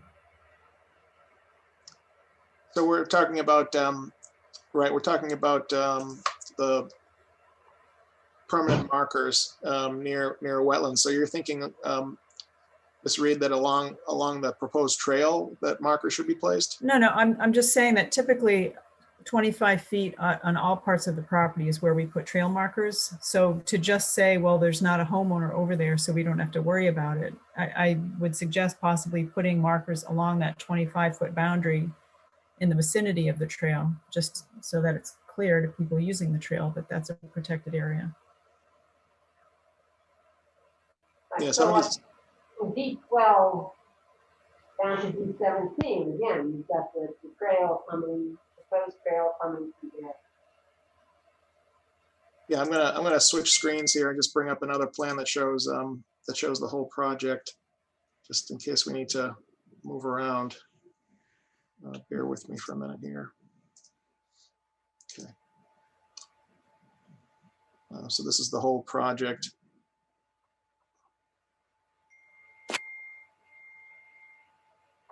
So heading past D, D14 and D12, you're sort of coming down, down this area now, on the other side of the power lines where we walked out to the stone wall out here, and it's wooded, and I mean these lots are very large. Lot one is over 20 acres, and there's a lot of 25-foot buffer. It seems like an awful burden to put on us to mark all of it.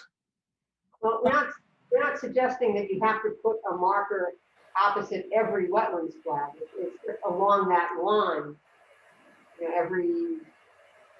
Depending on what kind of corners and curves there are, you put them there, and then maybe 50 feet on a straightaway. It's just a reminder to people that this is an area that they're not supposed to invade. Yeah, it's more kind of general education rather than, a perimeter fence type thing. So you'd need maybe one within view of another, but not, every 10 feet or something. Right, now here's most of lot two here is just over 10 acres, and the house site is up here at the end of this driveway, and the wetlands way out here. It just I don't know, to me it seems a little bit unreasonable. You tell me. Well, if you're taking people out there with a trail, right, you're inviting people out. So I think you need to address what the limitations of their walking path is, I think. Well, the trail is going to be defined. Defined. It's a trail that people walk on today.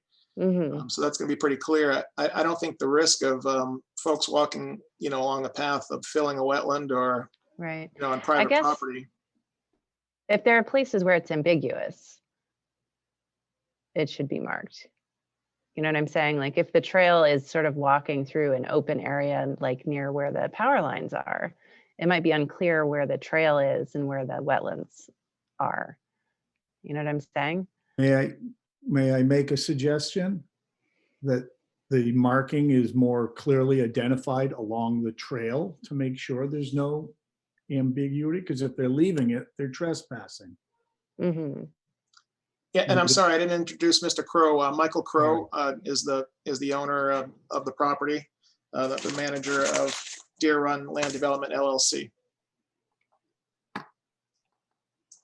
Yeah, I would be concerned about trail maintenance as well as, people using the trails. So if you think that marking the trail itself is an appropriate way. I mean, I guess we could consider that. Typically, we just use the 25-foot line, and there's precedent for that in other larger developments in town already. The markers are closer together in areas where, you know, there's more chance of influence, and perhaps the line is not, you know, an obvious line. Again, I think the appropriate response to me seems that the clear identification, I mean, I've been on a lot of the trails that Essex County trails people maintain and use, whether it be on foot or on a bicycle, and the trails are fairly clearly marked with, you know, whether it be a blue square on a tree or however they're marked, that it's not that complicated. And most of these, I mean, this is a huge parcel that half of it is covered with pricker bush, and it's a lot of it's open, but it's open in the trail areas, but the other areas are fairly impassable. And it's, you know, we're talking about thousands of feet of lines to try to go and mark boundaries that I don't believe, especially beyond any of those power lines, that anybody will be out there.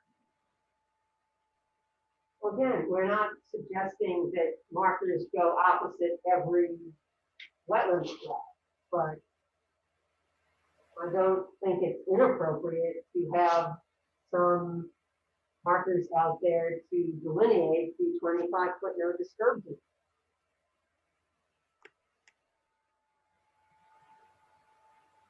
We have seen people getting very ambitious with clearing and mowing.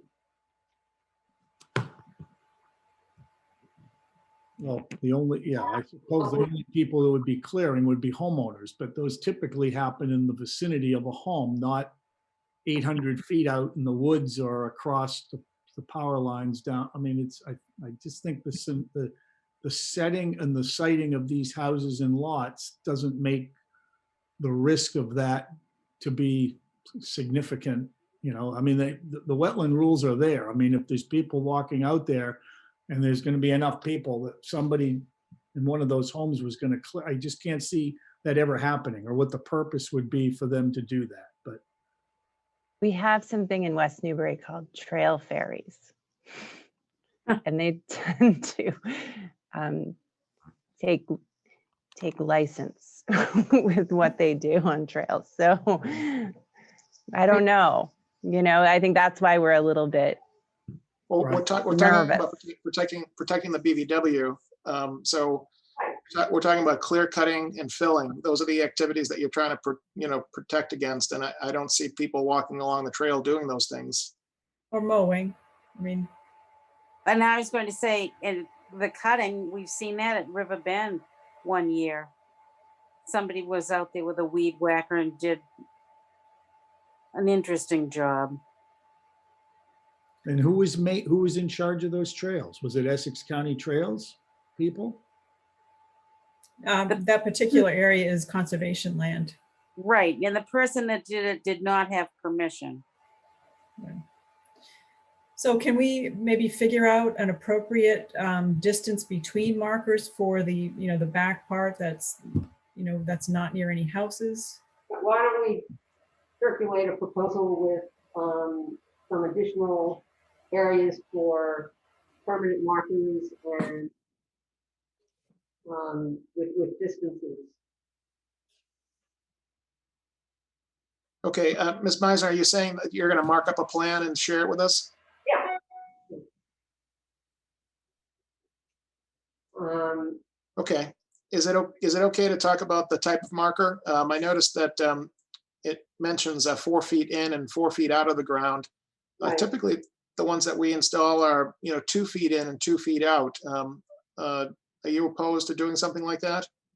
That was my question for you, is why you were proposing to. We have generally done, 4 in, 4 out to make sure that they remain embedded and that they're high enough so that people can see them, so that they don't get overgrown.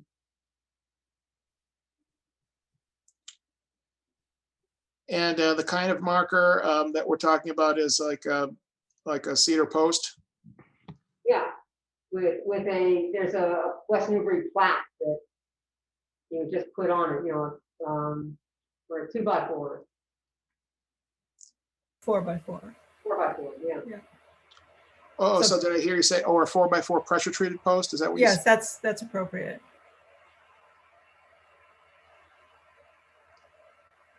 So you get an 8-foot length and it goes down 4 out.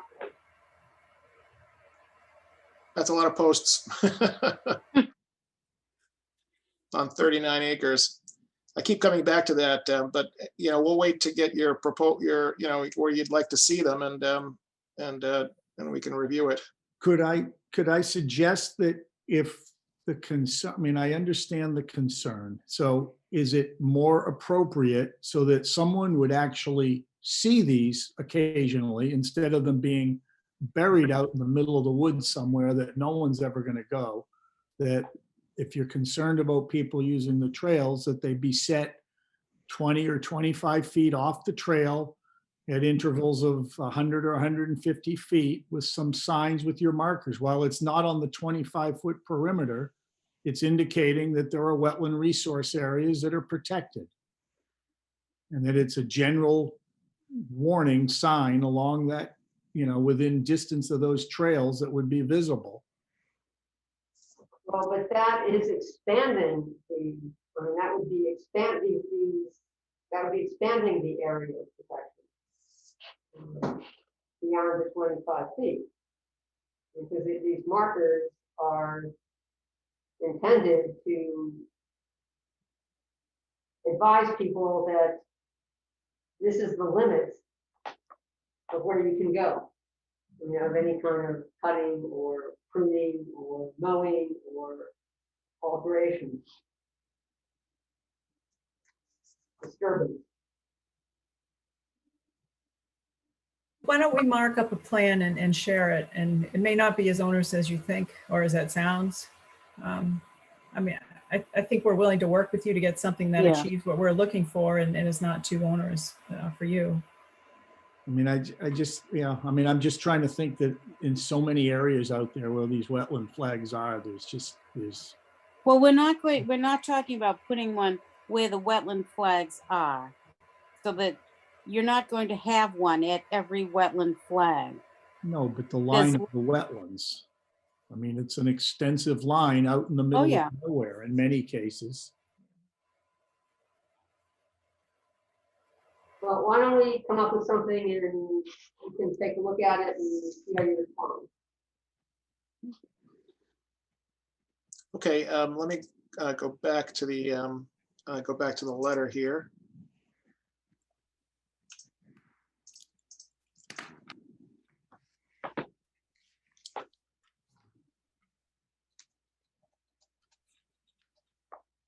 We were just on number 3, and if you scroll down.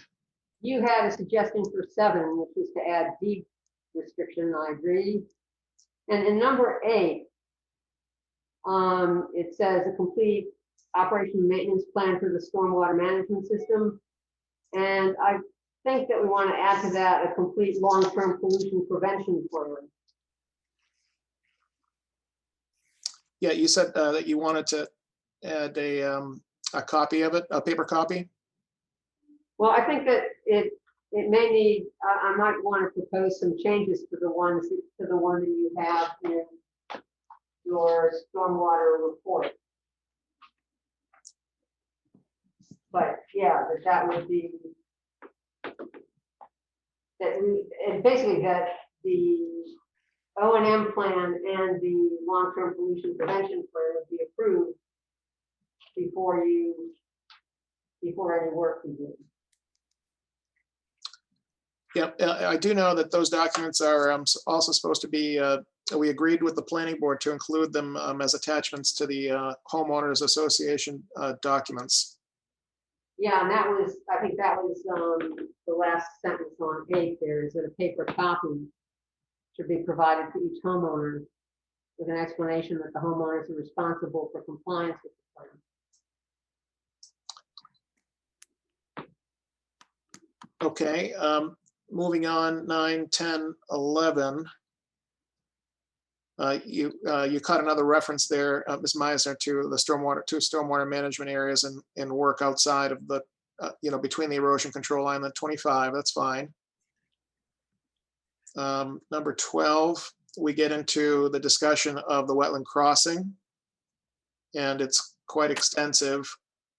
There are many sections. At section C, there was in the previous document talked about, where will this material be stockpiled temporarily? And you mentioned here, I mentioned in my revision specifically between the two ponds 3P and 5P. That's what I was referring to. So I think that yours is a more specific way of addressing that. My question is that area large enough for all of the stockpiling that's proposed in 12C, 13C, and 13F? So the short answer is absolutely. It's a big area, and our wetland fill area is very small, and the replication area, that goes along with it, relatively small compared to the size of the area between the two BMPs. So it should be more than enough to allow, to stockpile those materials, all of those materials. All right, then we move on to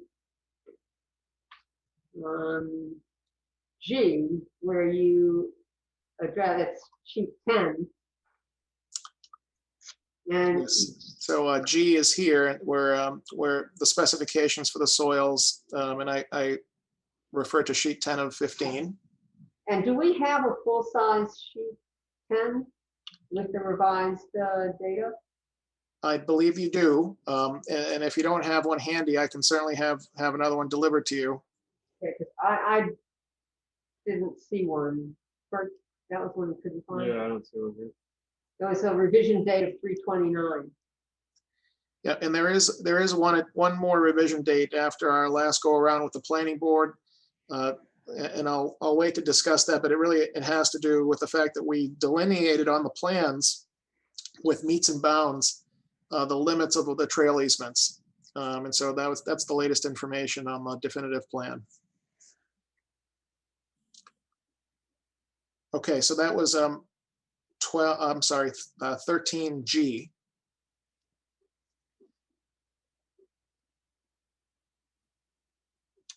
And then Yeah, so 13 also has this is special condition 13 J, K, L, and then under L there are several subsections. Yeah.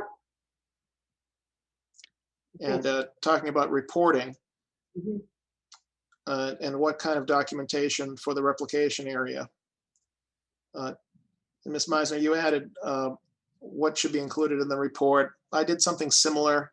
I did remove, or suggested to remove, within 24 hours of any rain event within 24 hours, only because these are such small areas. I simply just said that if we could just do it monthly during the construction phase of the project and continue monitoring these areas until the disturbed areas along the roadway have been stabilized. And then in parentheses, I said that means grass growing good. Mhm. And at least 2 growing seasons have passed.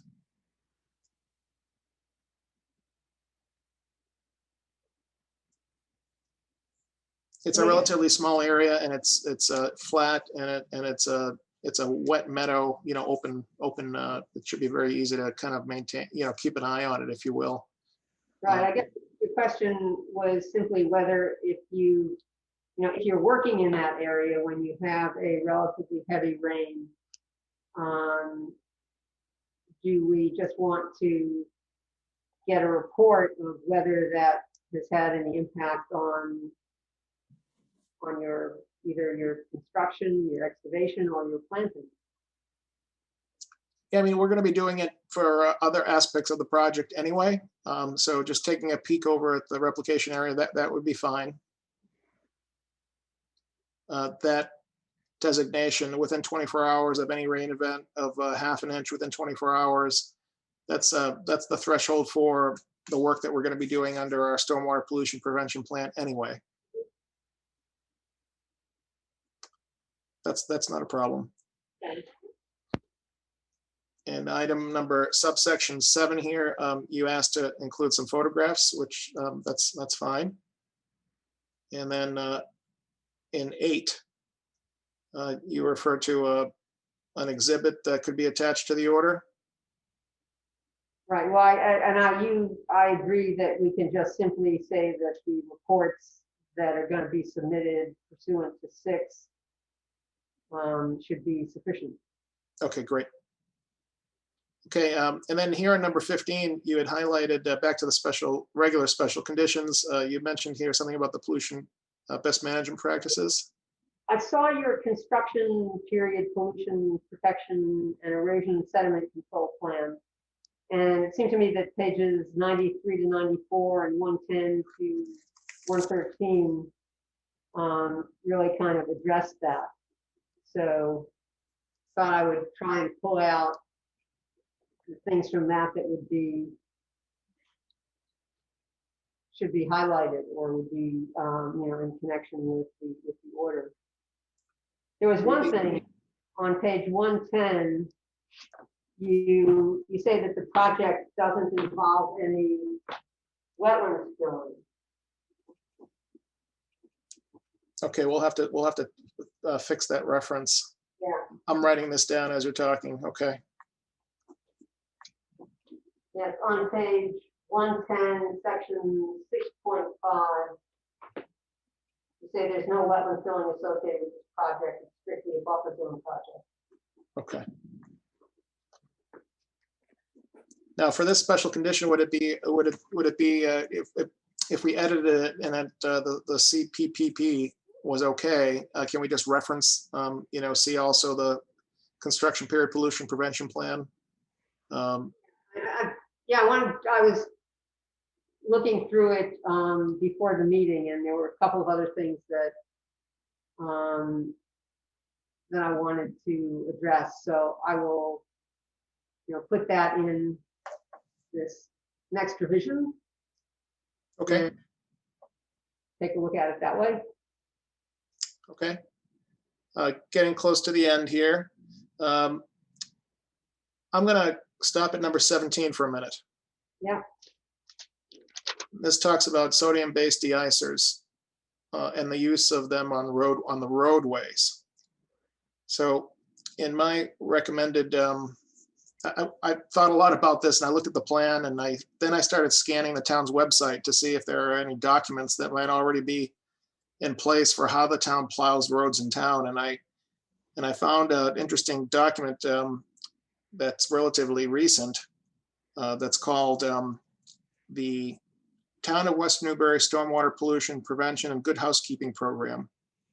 It's a document that was prepared by the DPW with help from other departments, I'm sure, and help from DEP, that talks about how they're going to continue to manage and maintain the town's municipal separate storm sewer system, commonly referred to as MS4. You might have heard of that terminology before. There are several sections in the document, and one of them has to do with snow plowing and how they handle salt and how they treat the roads and that sort of thing. So I proposed a different condition, number 17, just for the roadway sections. For driveways, I agree. I think we should limit it as much as possible.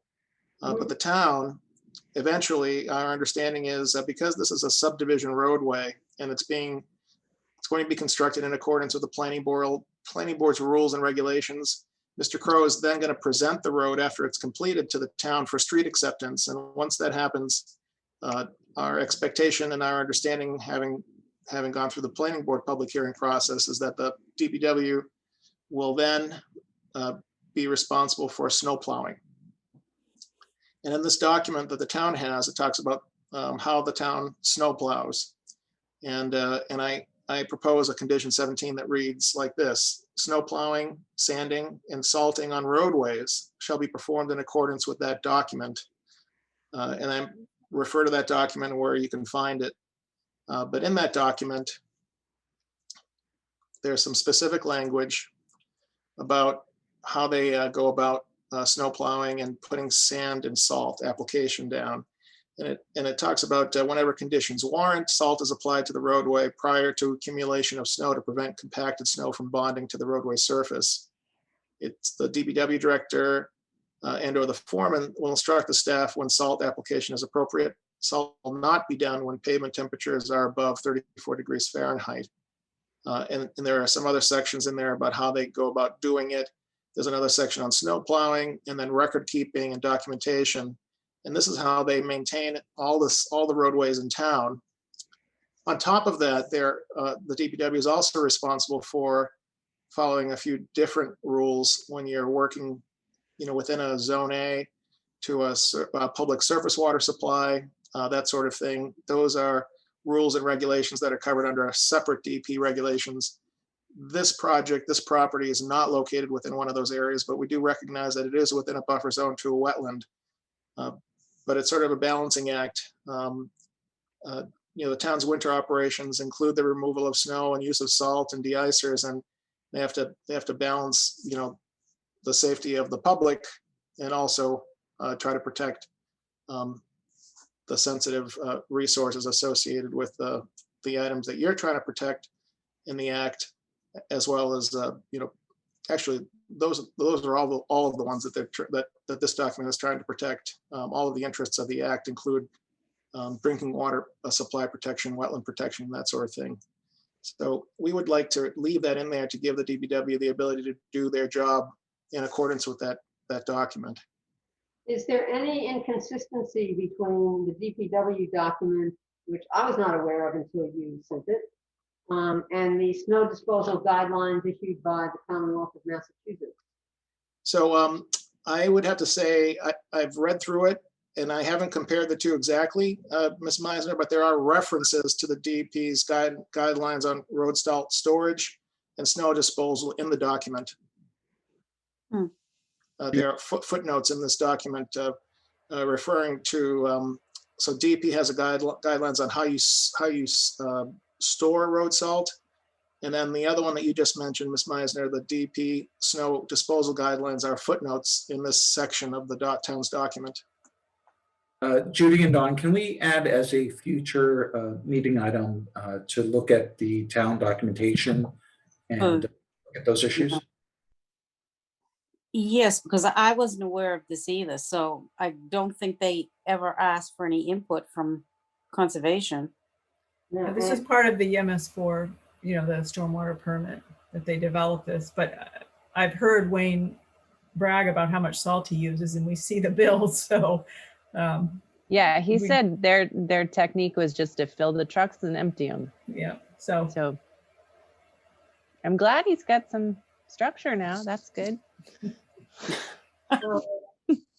This document is dated June of 2020. Yeah, it does not address where it doesn't specifically address where you dispose of where you pile your snow. And as I recall, you were going to have some areas on a plan where you were proposing snow disposal. Right. So this is something that came at the planning board as well. And what we did is we added a note to the drawings that that described the sections from the edge of the pavement of the roadway about 15 feet out in either direction. That's the limit of our layout. The layout of the road is 50 feet wide. We have 20 feet of pavement, which leaves 15 and 15 on either side. And so that's available to us for snow storage all along this roadway and within the cul-de-sac. And that's a note that that we told the planning board we would put on the plans. Oh, okay. So that's 15 feet off each side of the roadway? That's correct. And we only have a 20-foot wide roadway, so that's a lot of room for snow plowing, throughout the season. Mm-hmm. We don't have a lot of driveways, along that first stretch of road either. And that's still, okay, I see the 50-foot wide. I'm looking at the ponds, and they're outside the 50-foot. So it wouldn't be any impact on them either. Correct? That's correct. And it kind of gives the snow a chance to melt and make its way into the stormwater management areas, slowly. You mean the salt? Hopefully No. not too much.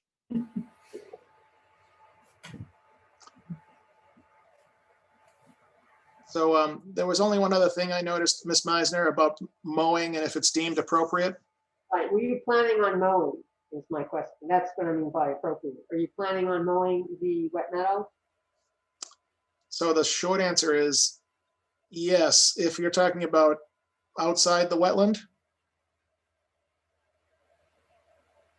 You're talking wet meadow, Resource area. right, doing it like once a year? Is that what we're, Well, that's the question. Are you planning Yeah. on the wet meadow, which is defined as a resource area? Okay, I'm sorry. So yeah, were you talking about that very small, we have a small area near the entrance where our proposed fill and replication area are? We can include that as as part of our ongoing maintenance of the property. That's also going to be included in the homeowners association documentation. There'll be one entity responsible for operation and maintenance of the stormwater management areas and other landscaped areas of the project, so that so the project looks really nice going forward. And mowing the open meadow once a year, that can certainly be included as one of the things that we do. It's not a very big area. Right, I mean, so the question was, if you want to mow it, it should only be done once a year. And I'm wondering now about the time frame, whether we would want to move it to September in order to, if there are any birds that are nesting there or pollinators, someone brought to my attention the other day, that use those areas. We may want to do the mowing between September 1st to the 15th. Sure, that sounds reasonable. Is that the time frame that we've used, Judy? I thought it was later. October? Yeah. What? Isn't it in October that we usually have the mow meadow? Not No. September. I thought we put it in our standard special conditions. I know July is long, but I thought it was September. But we'll I get think to it's October, Judy. okay. Well, We have the mowing it after whatever we thought was a frost. So it might be like October 15th or something like that. Yeah, I think if you're shooting for pollinators, that's probably a better bet. Yeah. Sure that it was in October and I can't remember the exact date. I will look at our. So I guess that was it. This 19 addresses the snow, and we will kind of, I guess, combine that with. We'll put that after 17. Okay. So that's all I had, Madam Chairperson, but Mr. Crow and I are here if there are any other questions. No, I guess we need a full-size plans for sheet 10. And we'll circulate a revision to address the issues that we discussed tonight. And pick this up next week. Okay, is that the next meeting? Yeah, we're back on schedule? Yes. Okay, so 1 week from today. All right, I'll try to get it out by Wednesday. Okay.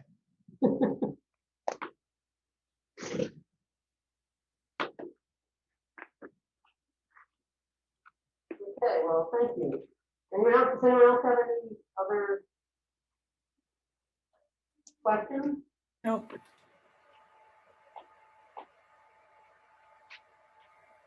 Right, next on the agenda is 34 Ash Street, the continuation of a public hearing, or a public hearing for notice of intent.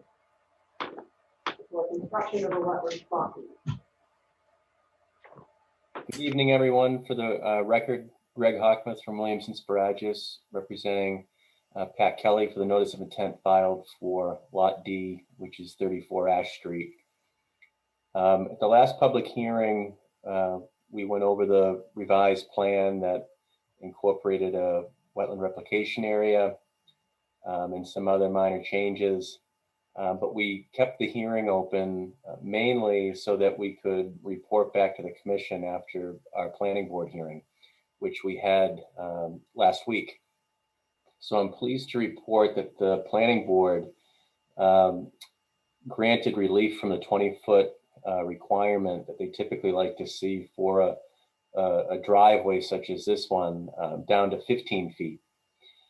So we've reduced the pavement width by 5 feet.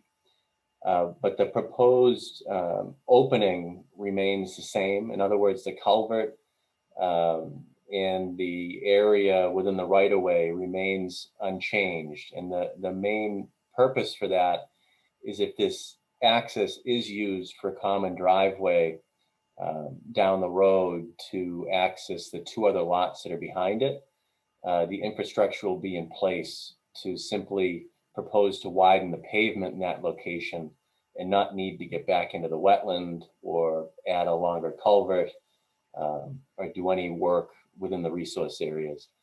The one item that the planning board did ask us for was to, for the hickory tree that we're proposing to remove, to replace, add a replacement tree, a 1-inch caliper red maple, somewhere in the general vicinity of where the driveway comes in off Ash Street. So it's, you know, I think the maple will do fine where we're showing the proposed 1-inch caliper red maple, which is just to the left of the driveway as you drive in. It's a little higher along the wall, so I think we should keep it probably within 10 feet of the wall in that general area. That's pretty much it. We did revise the plan today and email it over to Bert, and we dropped off some hard copies as well that I think made it into the conservation office thanks to Bert. But I'd be happy to go over anything else with the commission or answer any questions that anyone has about the project. Your replication area is 1-to-1. Is there a reason that it's not larger? Yeah, I mean, oftentimes it doesn't make sense to make it larger, and I think this is one of those instances. We attempted to call this a finger-like projection that technically doesn't even require replication, but DEP pushed for it.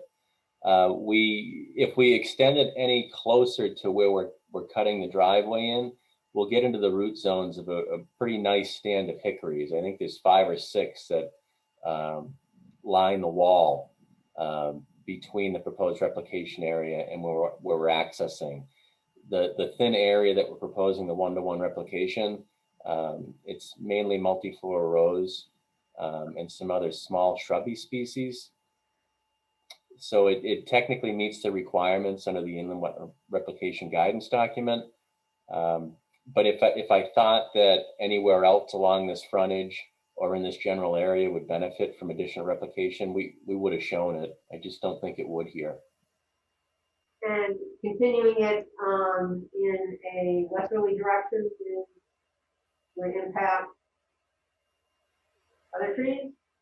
Well, it would extend onto the adjacent lot. Lot line there. Yeah, we're pretty close to that lot corner. And if we remove the wall and tried to lobe it into our lot, I just don't think there's enough benefit there to start, manipulating that wall that's in place. It's not ideal, but it is 230 square feet, so it's not really large. It's just going to have to be carefully constructed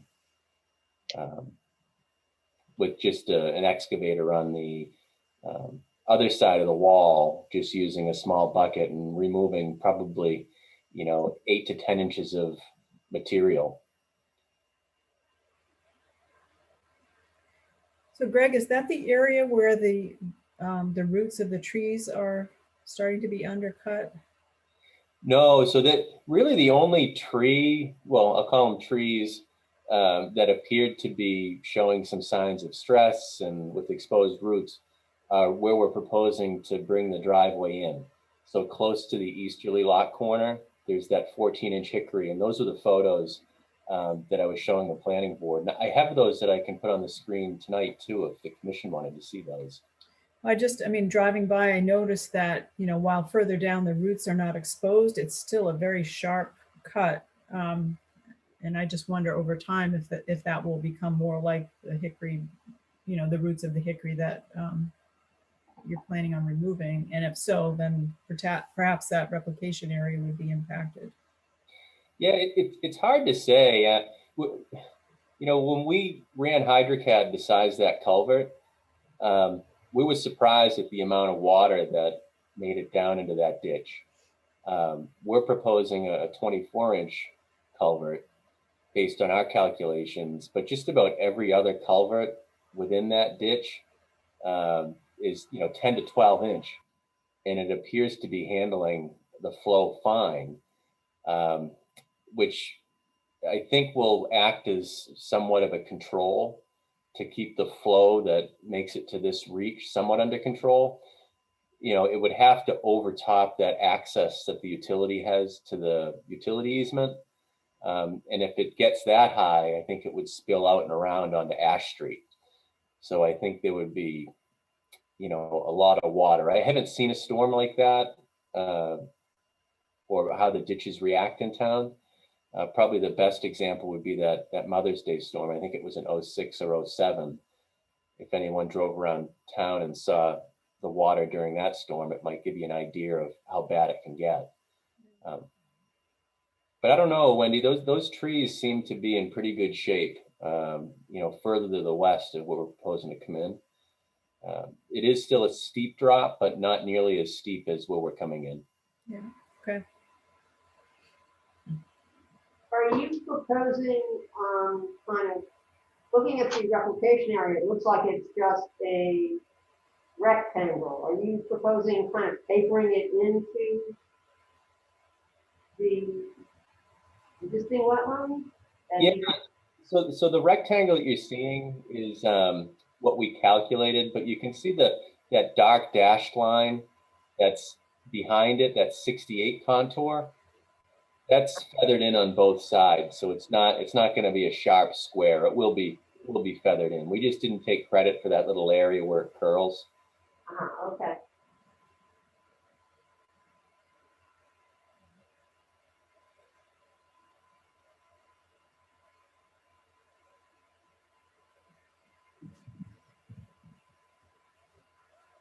And you know, one of the species that we chose, the Silky Dogwood, it does really well along banks, and it helps to hold slopes. So I think that will thrive there, and it will be a really good choice. The pepper bush, you know, it smells nice in July, but it's a native that I think will do well there as well. And the sensitive fern, it's lining the banks now, so that was just an obvious choice. And then we'll fill in any missing space with New England wetland seed mix that again should do well there and fill in with some nice herbaceous species as well.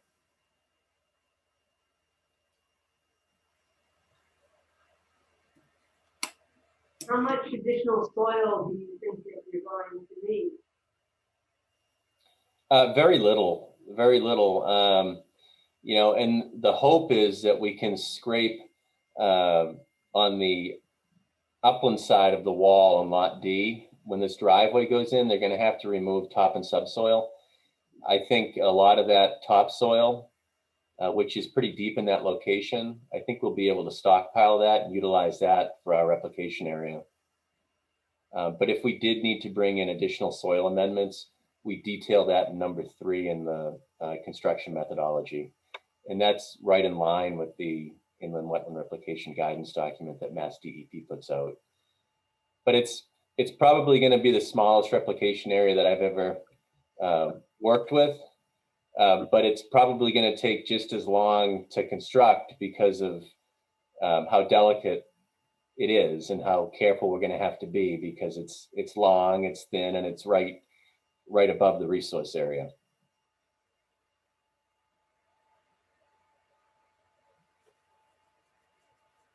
And how are you going to determine whether you need to excavate deeper than a foot? Yeah, so I always put in the construction methodology for other application areas that we do, that they be done under the direction of a professional wetland scientist or certified soil evaluator. And that's just to ensure that proper hydrology is achieved. You know, anybody can cut a chunk out of a hill and put some plants in, but if you don't have the hydrology, it's not going to work. One of the good things we have going for us out here is a pretty high water table. And there's evidence of that just by the way that the sensitive fern kind of lines the banks along this ditch. I expect as soon as we cut into that slope that we're going to see indicators of hydrology, and then we'll have to go down an additional foot and then bring it back up to grade with the suitable soil that we're hoping to plant in. But you know, it's hard to show exactly what you're going to do on the plan. We do show a proposed finished grade of 68 cutting into the slope, but the fine tuning will be done in the field with the soil evaluator and the wetland scientist guiding the machine. 68 is the grade for, what is the grade for the existing wetland? So it varies. There's some spot grades down in the ditch itself that are around 67.2, 67.1, and then it gradually goes down a little lower than that. So we'll be about a foot higher than the bottom of the ditch. Well, it looks like, I'm looking at C17. Which is the top of the ditch, right? Yeah. And that says 6697. Yep. There'd be a foot. So wouldn't you want to be at that grade with your finished grade? Yeah, so the 68 contour is just outside of our replication area, so that'll be slightly higher than the actual replication area itself. That's just showing the grading, I'll call it on the back slope of the replication area. Sure.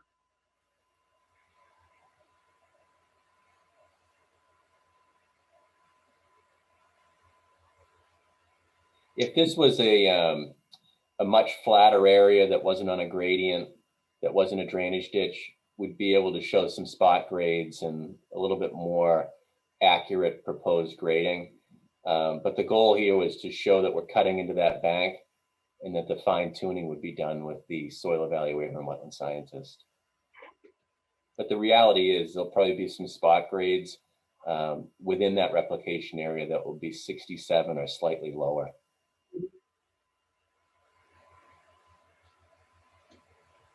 I mean, you're going to excavate down so you have hydrology that connects with the existing wetland. That's right. Yep. And then we're proposing to monitor it for 2 growing seasons, just to make sure that it works. You know, spring and fall for two years. And that's a good time too during those inspections to pull by hand any loose strife or any invasives that are trying to incorporate themselves into that area.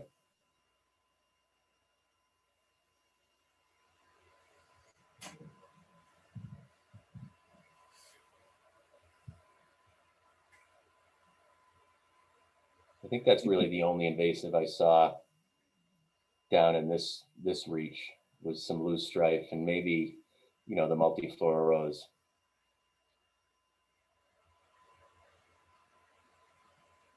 The other side of Pat's house is full of glossy buckthorn and others.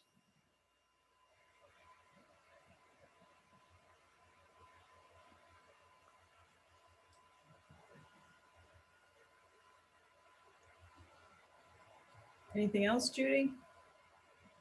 No, I've got nothing else. And I think that for the isolated land subject to flooding, we have, for that area towards Ash Street that we were looking at,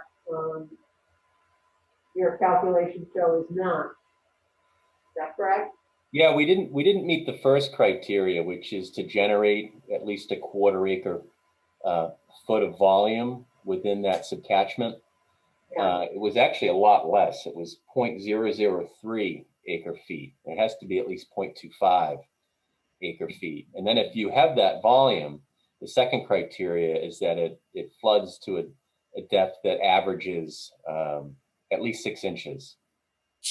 So I think portions of that lower field, you could have some puddles that are, 6 inches or a little deeper than 6 inches, but you need that quarter-acre foot volume contributing to that point during a one-year storm event. And that's what those numbers show in the HydroCAD report that we submitted.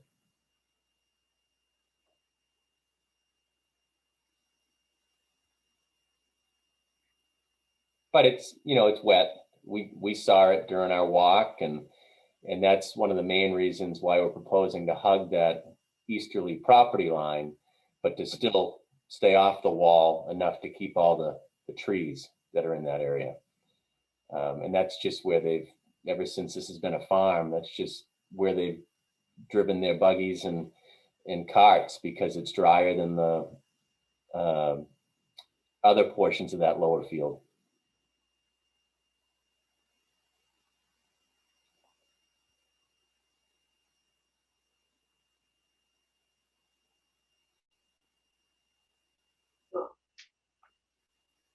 I move that we issue an order of conditions for the proposed driveway and replication, standard conditions and special conditions to be drafted and circulated the next meeting. Second. Any further discussion? Dawn? Aye. Wendy? Aye. Molly? Aye. Tom? Aye. Judy? Aye. Thank you very much. Thank you. I'll get you draft of the conditions. Great, thank you. Thank you. Next on the agenda is a request for determination of applicability for 16 Steed Avenue for the demolition of an existing dwelling and grading. We figured you guys needed an easy one tonight, so we thought we'd file this. Good evening. For the record, Greg Hockmuth from Williamson Sparagus, representing the applicant for the RDA filed for 16 Steed. I think everybody knows where Steed Ave is. This is the house that's on the corner of Bridge and Steed. It's very open right now. Some of the siding has come off. The plan is to raise the existing dwelling and foundation, and to pour a new foundation and bring in a prefab structure, a new house, and plop it on the foundation. The BVW is on the opposite side of Bridge Street. It parallels Bridge. It's between Bridge and the field, the agricultural field that you see there. I'll call it a drainage ditch, but it's fully vegetated, and it definitely meets the definition of a BVW. It wasn't possible to keep all of the work outside the buffer zone, mainly because a good chunk of the existing house that's being removed is within the buffer zone. But I can tell you that the new house will be 100 feet away. And as soon as the existing house and foundation are removed, that area is proposed to just be regraded, loamed, and seeded. So it would be an extension of the lawn that's there today. So new house slightly further away, some work in the buffer zone to remove the structures that are there and to protect the resource areas and that catch basin that's out front during construction. We're proposing to put in a 12-inch diameter mulch sock that roughly parallels the property's frontage on Bridge Street. And then we curled it around a little bit up steep just to catch one of the high contours there. This plan has not yet been approved by the Board of Health. We did submit to the zoning board just for finding because it's an existing non-conforming structure. The applicant was successful in navigating that process. And we're here tonight just to get permission to remove the house and do some grading in the buffer zone.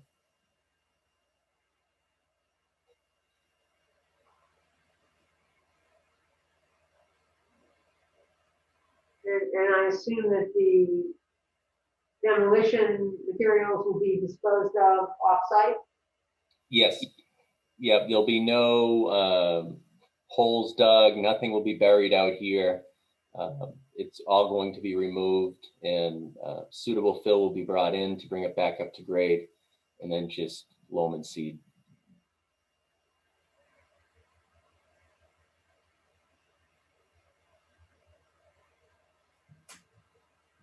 Have you been out there, Bert?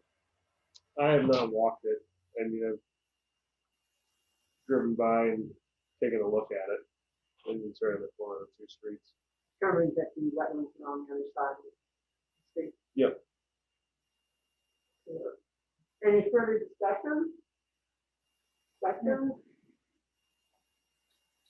I move that we issue a negative determination of applicability conditioned on the installation of the erosion control shown on the plan and the disposal of any materials off-site.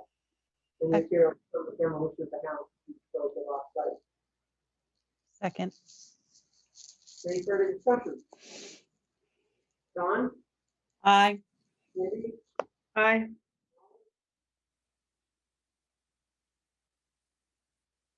We lost Molly? I'm here. Oh, sorry, I didn't hear you. I could. Aye. Cindy, aye. Great. Thank you very much, everyone. Have a good night. Thanks. Thanks. Thanks, Greg.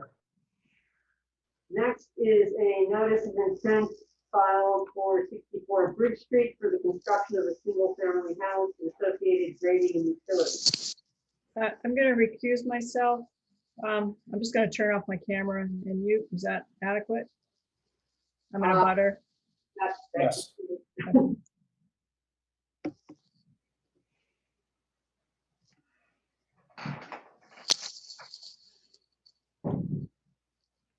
Good evening. evening. Mike Seecamp here, Seecamp Environmental Consulting, representing Ken Cutcliffe for the construction of a single-family house on Bridge Street and associated utilities, which includes a septic system that will require the crossing of a wetland, temporary impact. And this is at the lower end of Bridge Street, next to the house, which is currently empty, number 70, I believe it is. There has been a lot line change. 2 lots were combined and a section of one of the lots was cut off and left empty. It would be unbuildable, but it probably could be combined with the lot where the empty house is. And I'd be happy to take any, oh, and Mr. Cutcliffe is with us, I believe, and as is our engineer, John Hargraves. And I'd be happy to take any questions. Where is you're proposing the septic system is on the other side of the wetlands and is being installed how? I'm sorry, is being what? How are you installing the force main? Installing the wetlands, excuse me, installing the septic system, the line that goes from the house to the septic system. Yes.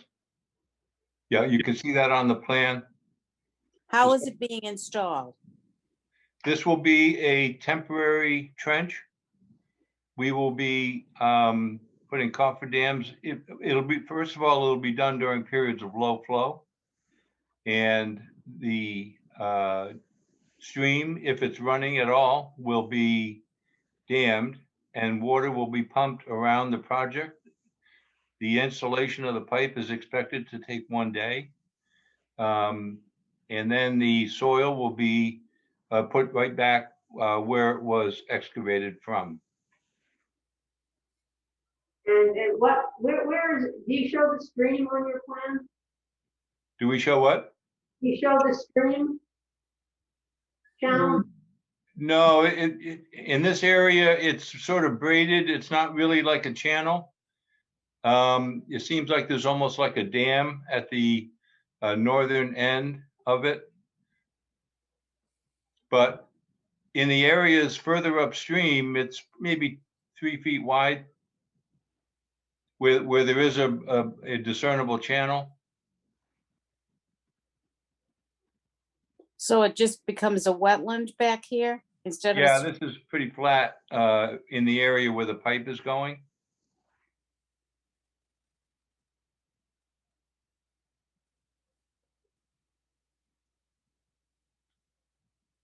And So how far you- down is this pipe going?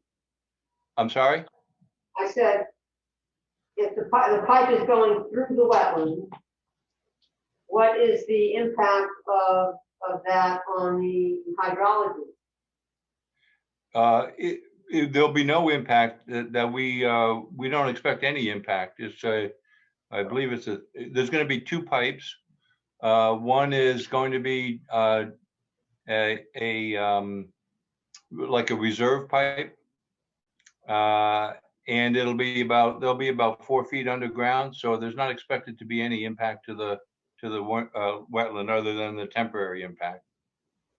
And you said there were 2 pipes. One is 4 feet. What's the other one? No, they're both equal in diameter. I think they're 3-inch pipes. And one is a reserve pipe. It won't be used. It's just there. They're both 4 feet deep? Yes. Okay. They'll be right next to one another. And what are these pipes made of? The pipes will be PVC, which is a common plastic, which is used in all septic designs these days and in drinking water, in new home construction, even in warm water pipes. So it's fairly safe.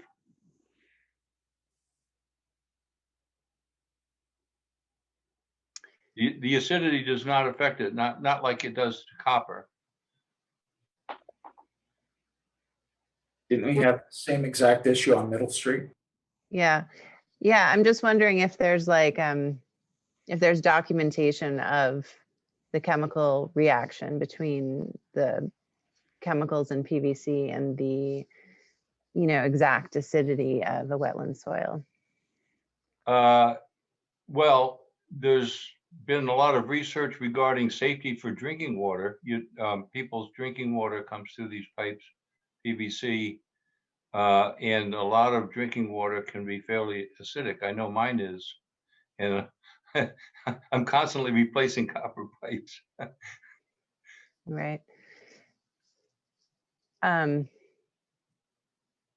Yeah, I think it would be really interesting to see if there's any like good articles or data on what might leach out of these pipes if they're under a wetland, because we just haven't seen this yet in this town. Oh no, I'm sure that any septic system that has been put in has got PVC as part of its system. Right, but it's not through a wetland. It's in an upland. Ah, okay. So I think that's the difference that we're trying to discern. If there's, if there's any sort of down the road chemical leaching into the wetland, and what are the effects on the? Well, I would think that if it's safe for drinking water, it's certainly safe for the environment and for the septic system. But I'll see if we can find some literature on that. Is there a reason that the septic system is back there rather than closer to the proposed dwelling? Along Bridge, you're talking about why didn't we put the septic system along Bridge Street? Yeah. Yeah, that's all slate, fairly close to the surface there. Not slate, I'm sorry, shale. And as you know, there are various areas in West Newbury where there's shale. There was even a shale quarry, I believe, at one time. But at any rate, it didn't perk there. I just didn't see any tested locations on the plan. Oh, it definitely did not perk on. There would be no reason why we would take these measures if it did.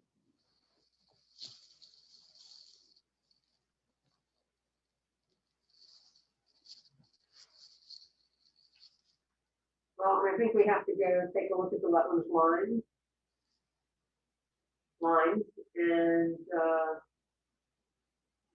also see what additional information would the PVC pipe come up with. Okay, you're saying you want to set up a site walk? Yeah. When would that be?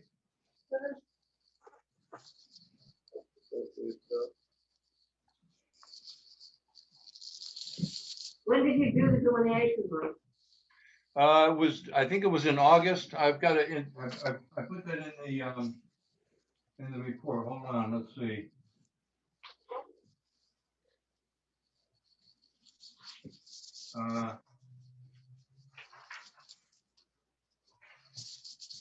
Yeah, August 5th, 2020. And then I went back in the winter and I did the data transect. And it's a fairly distinct break in topography and the wetland line on both sides in this area. Well, could you send some of that information over? Did I provide what? Did you provide any of the, your data points? Yeah, I submitted the data transect information with the NOI filing. I didn't see it. I also caught the fact that the assessor hadn't processed the information of the lot line change. So fortunately, we caught that and included abutters to the lots that would be affected by that. So we've got that covered as well.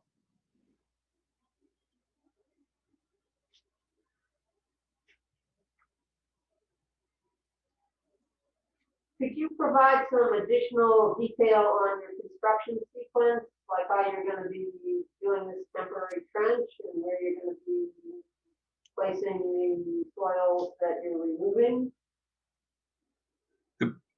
On the construction sequence? Yes. More detail? Yeah. You talking about graphic detail or verbiage? Both would be nice.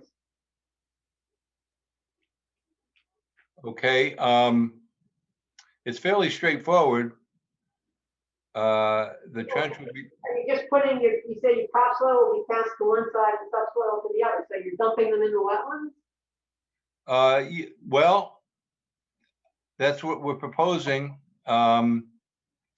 because it would probably ultimately result in the least impact.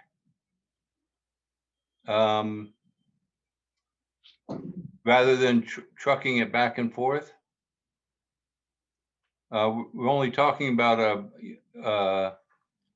well, I think I gave the cubic feet of impact. Let's see.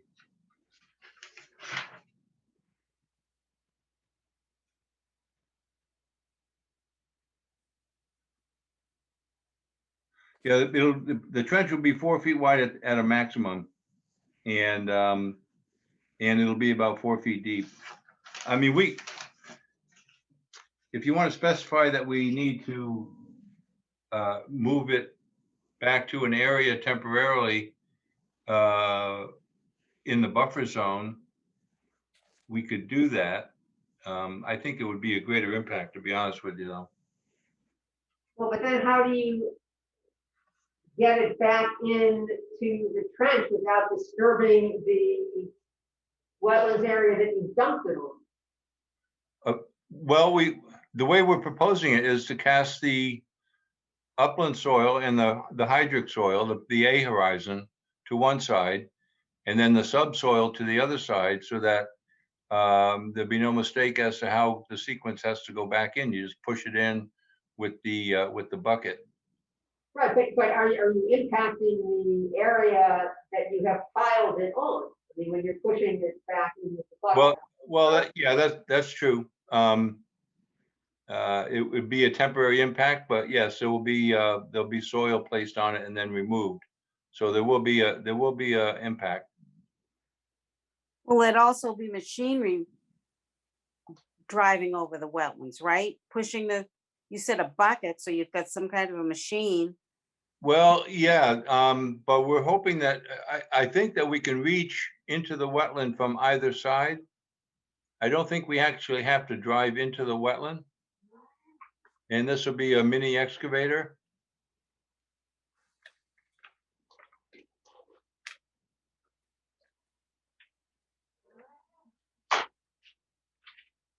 Well, maybe you could just try to provide some more detail on how you are going to actually be trenching and restoring. How we're going to be what? Trenching. I still don't understand what you're saying. Well, how you're going to be doing this trench. Oh, fencing. Trench. Trench. Trench. The trenching. Yeah. Okay. You know, come in, because you just said that you don't think you're going to have to put equipment. You can do it from either side. When, you know, it's just. You want us to confirm that? Yeah. We could do that. Okay. And we could, as another thought, we could lay down tarps so that the soil could be completely removed when it's put back into the trench. Mm-hmm. And that way there'd be no leftover soil on the surface, other than where the trench is. Mm-hmm. And then we did mention that it will be seeded with a wetland seed mix in areas that have been disturbed, but a lot of it will be the soil will contain the plants that are already there, and they pretty quickly respond when they're put back in.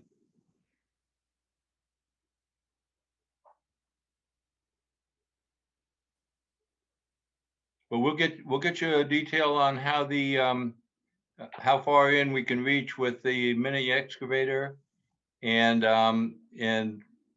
think about the idea of casting the soil onto tarps, so that then we can just cleanly put it back into the trench. And we can discuss that on site.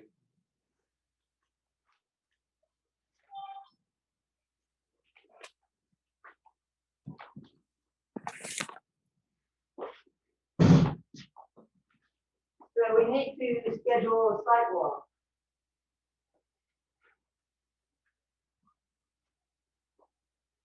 What was that about, a sidewalk? You need to schedule a site walk. Oh, yeah.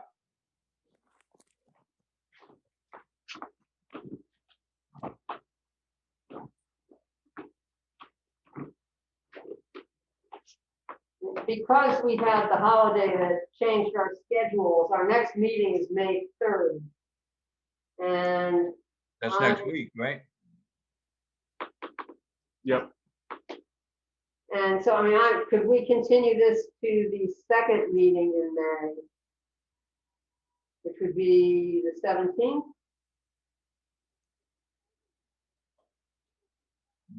We can't have a site walk this weekend? I can't do it this weekend. No. Do you have a duty that you're home that we could do it? This week? No. Okay.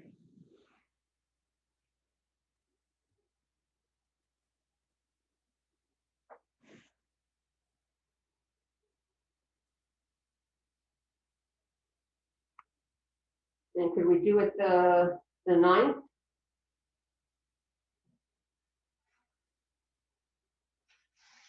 What day, is that a Sunday? Yeah. Okay.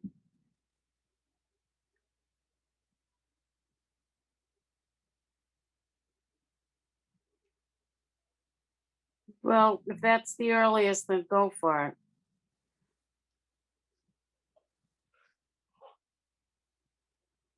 I should be able to make that. Mike, does that work for you? Yeah, I should be able to make that.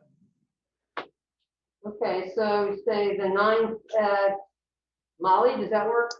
Yeah, that's fine. So the 9th at 8 and continue to the 17th.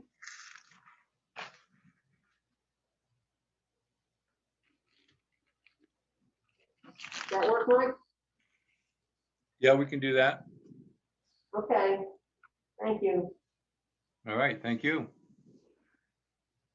We'll see you on the 9th.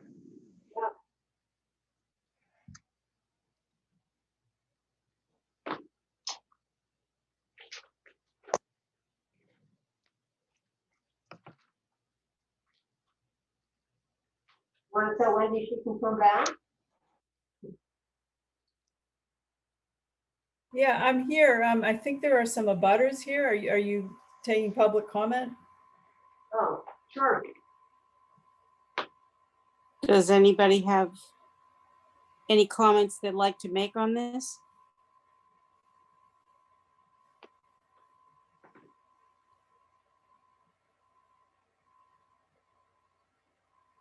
Wayne, if you're trying to speak, you need to unmute yourself.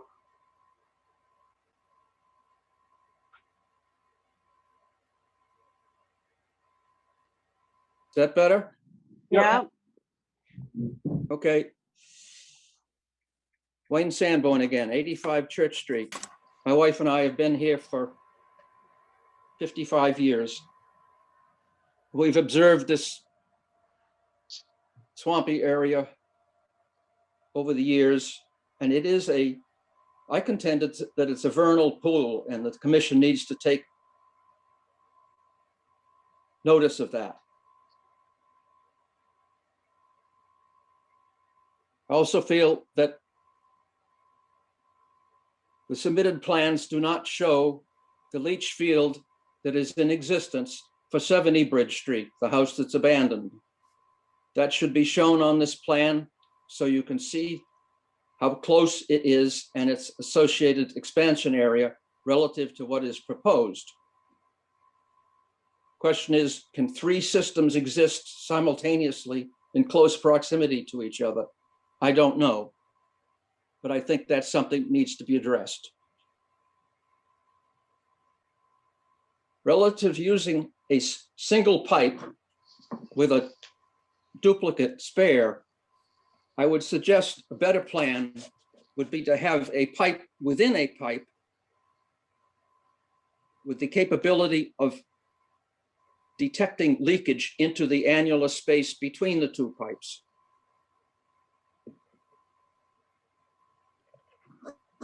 Otherwise, with a single pipe, I contend you will never know when it's leaking until it shows up on the surface of the wetlands.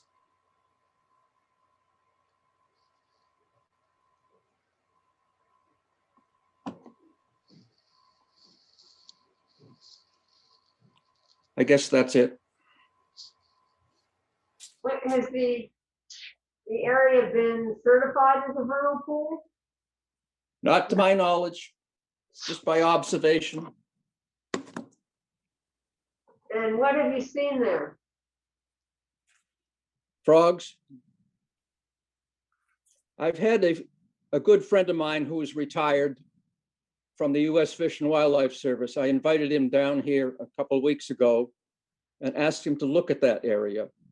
He said it is ideal vernal habitat.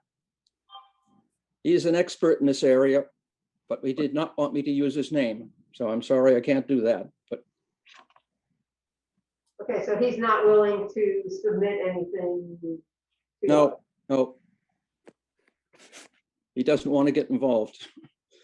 So Wayne, does that area then dry up at some point during the year?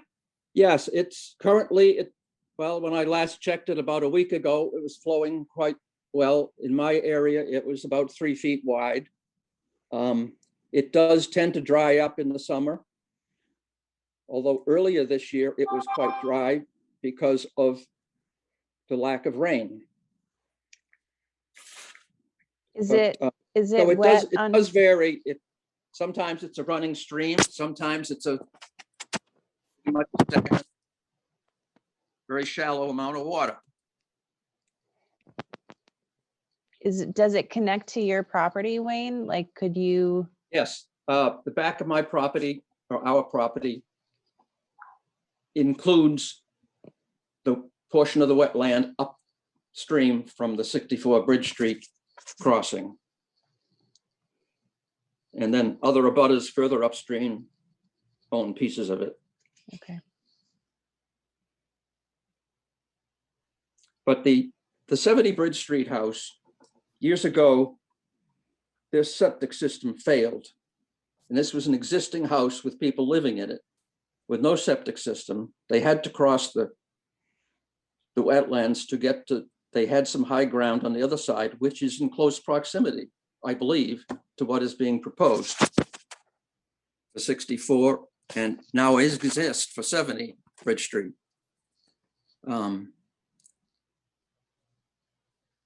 The owner had no alternative but to cross the wetlands to get to higher ground.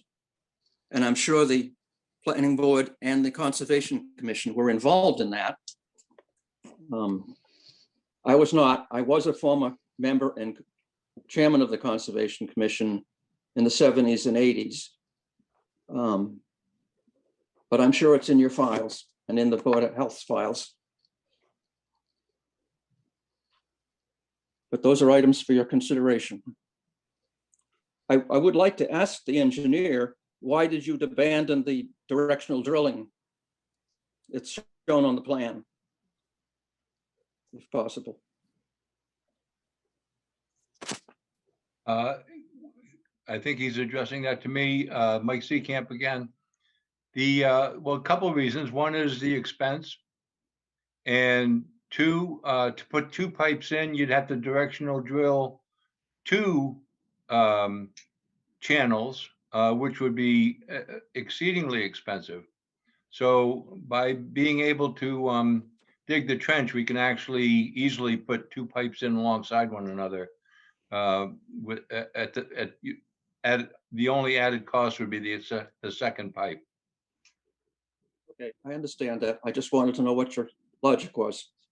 Yeah, why the 2 pipes in case one fails? Yes. Or if it gets clogged. Yeah. Have you considered the double pipe?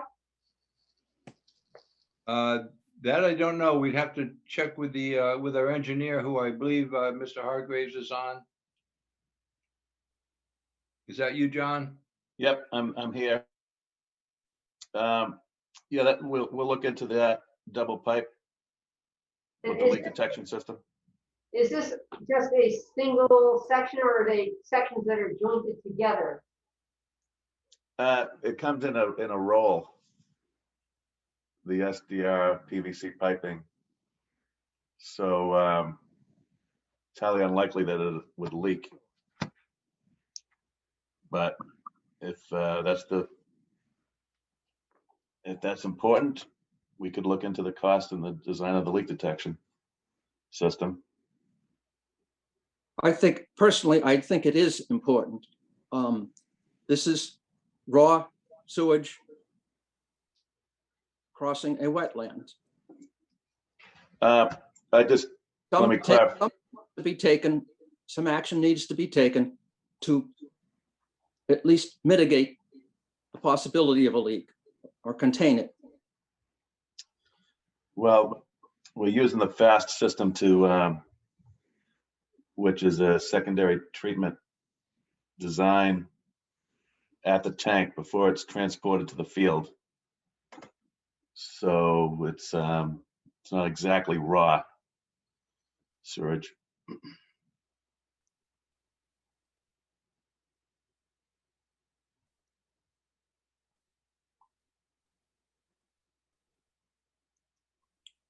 Are you through, Wayne? I mean, I don't know. I believe I'm done. I assume you're going to continue this hearing. Yes, we did. Are there any other abutters that would like to add anything?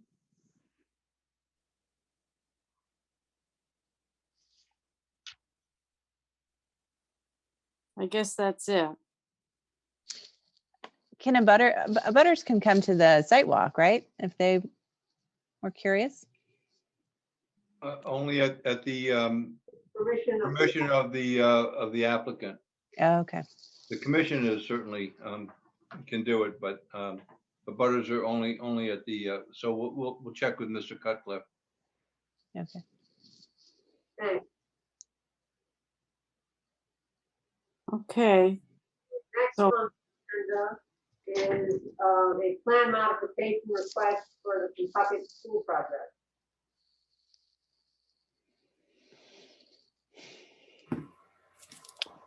So good evening. This is Brad Dorr, Dorr and Whittier Architects. I'm here tonight with Maria Donovan from our office, as well as Anna Murphy, Judith Niche Engineers, and Joe Strayer with Brown and Sardina Landscape Architects. We're here tonight. We've got a little bit of an update in terms of some electric utility lines that we've been working on with the utility company. And this represents, some of the modifications to our plan as a result of trying to work through that with the utility company. So you can see here on this drawing, and then there's a cutout and a breakout of that. And what I'll do is I'll actually turn it over right now to Maria Donovan, and she can walk through this along with our consulting team.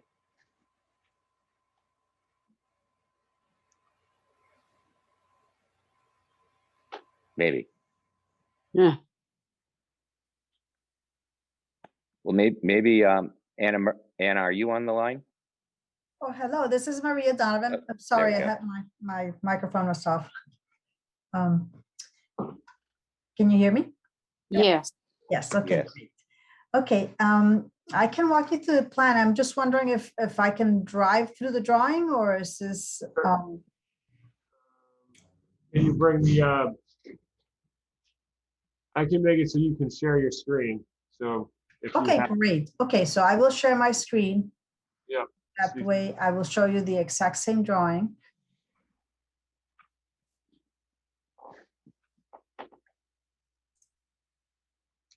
Okay, just to give you a little bit of background, obviously this is the Pentucket School campus. And we are in blue, we are showing the two buildings, middle school and high school, that we're demolishing. In orange is the wing of the middle school that is occupied by the district offices. And that wing is going to remain when we work on the final project. So here you can see the new school in green, which is in construction. And then in orange, the district offices will remain. Now the challenge we are, not challenge, but the modification that we are working with today is essentially the power to the district offices. And this is the area, which is the blow up that was from the street, main street on the right to the driveway on the left. And the red line that you see here is the 25-foot buffer. And the green line that you see is where we are now needing to locate the electric power. The orange are the poles. This is the same number of poles that we had before. We're just needing to relocate them a little bit. The one on Main Street is a few feet south of where we thought it was. Now that the pole has been surveyed exactly, now we know where that it is, right where the where my little hand is. Then that will be pole 50. Then 51 and 52 are further south from where they were before. And 53, which is on the upper left corner, is a little bit northeast of where it was before. I can show you in this drawing, the yellow dots are showing where they were in the drawings that you approved previously. The orange dots are we are now trying to place them. Obviously, they are shown outside of the 25-foot buffer zone, which is the red line. The contractor, Bert, and I walked the site a few weeks ago, and Bert recommended that we come to this meeting and just showed you what we were doing. Are the electric lines above ground? I mean, they're on the poles? Yes, these are new electric overhead wires. Okay.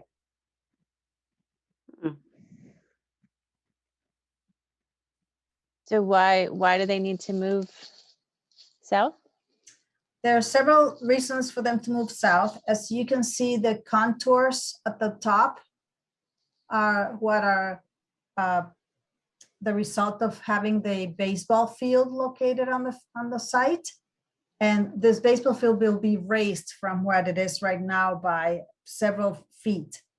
National Grid was concerned that those poles were too close to the slope, and they were concerned of people reaching to the cables. So they asked for them to be moved away from the baseball field. On another hand, also, this is land that could be used for, different activities, athletic activities. And it was also brought up that it'd be good to get the poles out of the way so that this land could be used for warm-ups or whatever the case may be. So the request from the client's point of view is really to put them more at the perimeter of the site. I think the other reason too, Molly, is that rather than just having a bunch of overhead lines going right through the middle of the field, what this does is it gets it a little bit closer to the tree line, so that from an aesthetic point of view, it'll kind of fade away. You won't see them as much. We're still operating outside of the buffer as we were before. There's a couple of spots where it goes over the 25-foot overhead, but it was in the previous one that we showed you as well. So I think that overall, from a site use perspective, as Marie was saying, getting it away from the toe of the slope was beneficial from the utility company perspective, and I think being able to have it kind of fade away in the tree line is going to be better overall for the town, just in terms of when you're looking at the field. Brad, they never thought of putting any of these underground? Well, we talked about we talked about that with them, Don, and it was something that we would have liked to have done. They really weren't that keen on it. There was also the additional cost of that, but they really weren't keen on doing that, because the utility company is actually going to own these poles, and so they'll have a service requirement associated with that. And so they were pretty steadfast in keeping them above ground. Okay. And is that a new driveway? It is an access road, a gravel maintenance road that they had that's going to follow the kind of the contours and the grading that we have there right now. But that was a utility requirement as well. That was not on the original plan, was it? It was not, because it was not something that we contemplated. We actually were trying to avoid having anything there. But that's a utility company requirement. But it will not be hot topped. How wide is it? I think it's about, Joe may know the answer to that, but I think it's about 12 feet. Yes, I think it is 12 feet, and that's the minimum requirement that National Grid requested. We really kept it to the very minimum.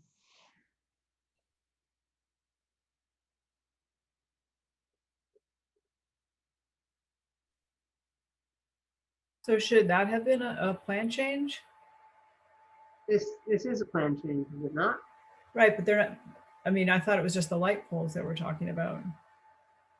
No, in my letter, I noted that there was a request for modification on the light poles and also the driveway that National Grid has requested.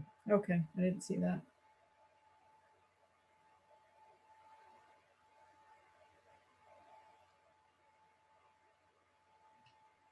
Is there a reason that they need a driveway? They need to serve poles 5.1 and 5.2 from that driveway. 5.3 is going to be serviced from the existing drive from the school, and therefore we avoided going all the way to pole 5.3. So we limited it to service only poles 5.1 and 5.2.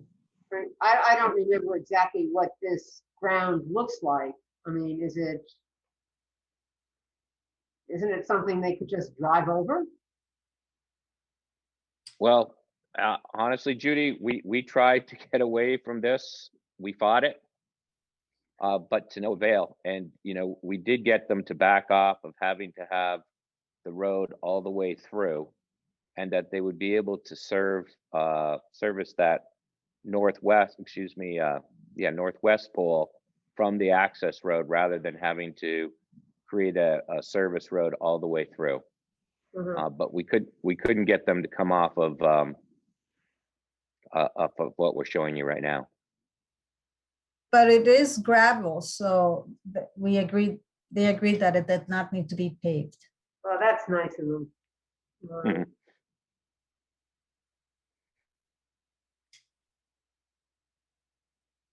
I mean, don't they service utility poles without roads? I thought so, but I'm just thinking, I'm just wondering whether, aren't there other utility poles in town where they need to service and they don't have roads? I don't know the answer to that question. All I can tell you is Yeah, okay. it wasn't our first choice either. Yeah.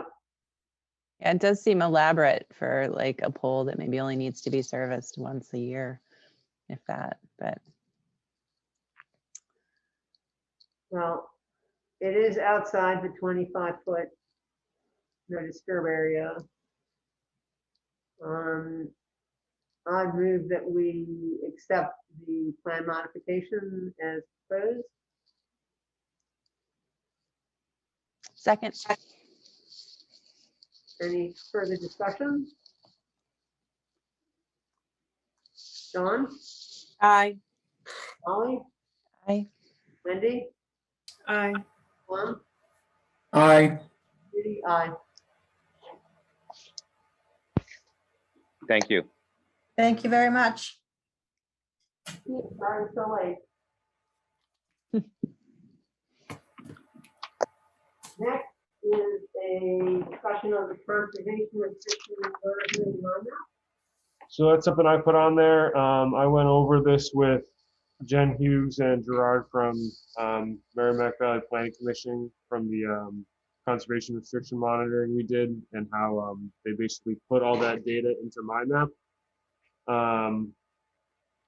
I could go over it with everyone right now, or if we, in the interest of time, if you want me to just write up a summary and send it out, I could do that too. But I think if the land agent stuff is going to continue and monitoring open space is going to become an increasing responsibility of Conservation Commission and staff, I do think it would be a great tool for that.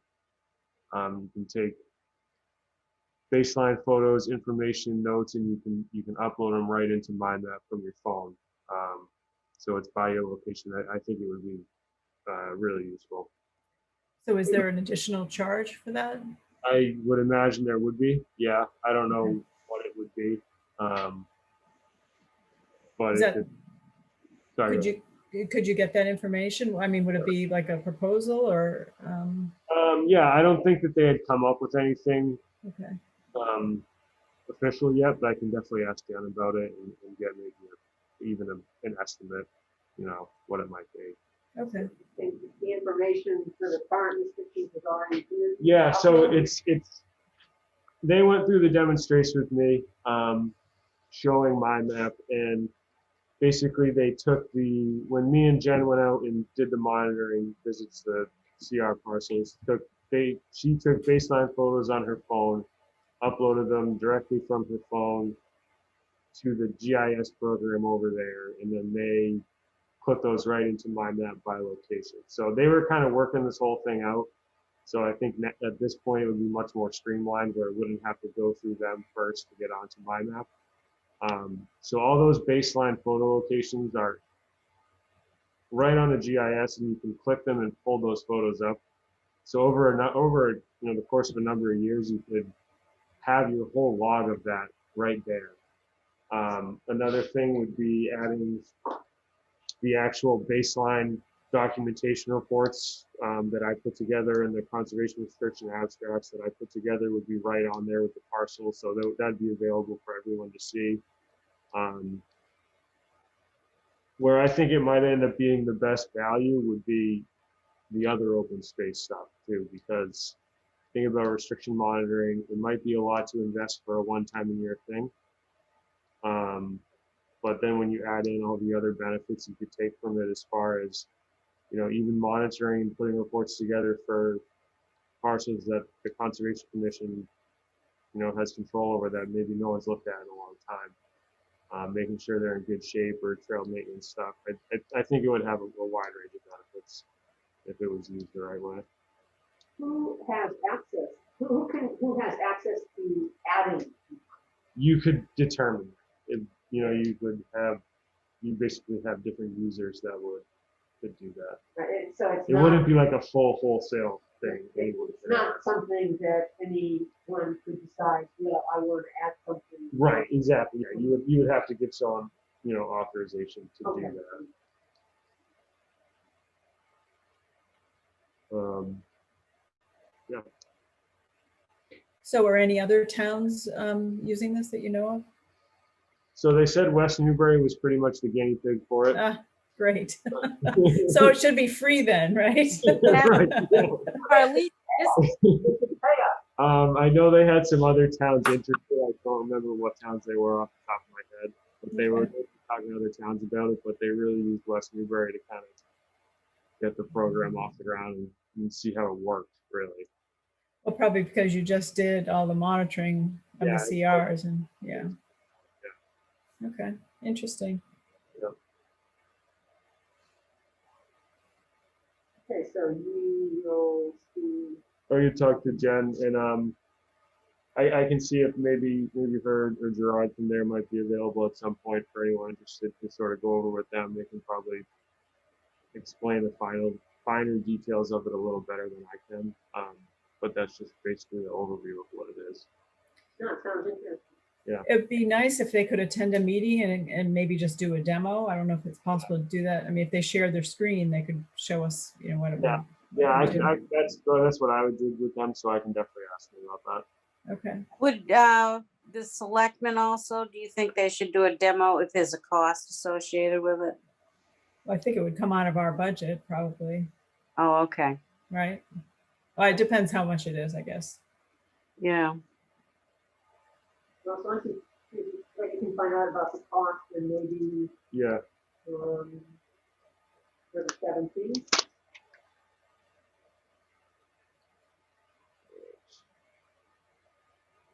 Yeah, I'll talk to Jen, see what she thinks about it. So is that it, Bert, or can I have two things to bring up? Oh no, there's another new form. Okay. Next is the wetlands protection bylaw. I'm still working on the amendment. Next is the acreage. Wait a minute, Judy, did you get, you get the comments from Mike McCarron from Angus and the other? No? No, I haven't gotten anything. Okay. I thought Angus said he was going to send them to you. Did, but he has not. Okay.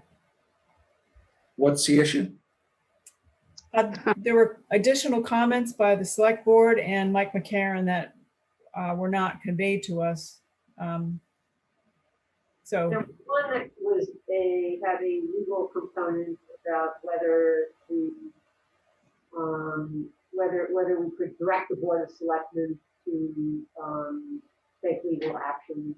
The others seem to be just his own thoughts about some of the provisions that we were proposing. So Tom, are you aware that they voted to take it off the warrant? No, I've been out of town the last few weeks, so I just got back.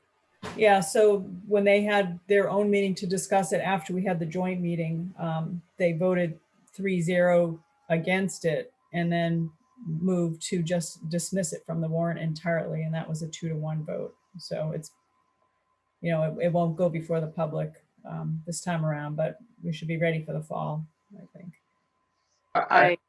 I think what might be helpful is to look at the feedback and maybe dig into that a little bit more, because if we're getting signs that there's concerns, I think the most productive thing, if we want this to pass, is to somehow make some adjustments going forward, maybe for the fall. That would address. Tom, was already been addressed, and they just didn't bother to read the responses that we sent them, I think. Yeah, so Tom, the major issue in the first meeting we had with the select board was the drainage ditches, and whether if those are an intermittent stream, then that's, you know, a whole bunch of additional work. And so we were in the process of addressing that and figuring out how to exclude those from control under the bylaw. And then they had this meeting and just decided to, you know, to just get rid of it without even waiting for our response. So it's kind of not handled very well, I think.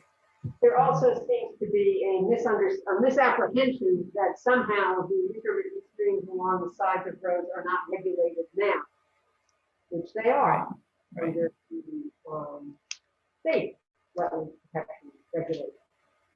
We talked about because we looked at what was it, Boxford with their bylaw, maybe being, you know, maybe what would be more productive is being able to name specifically or provide more detailed definitions. Didn't we talk about that definition issue?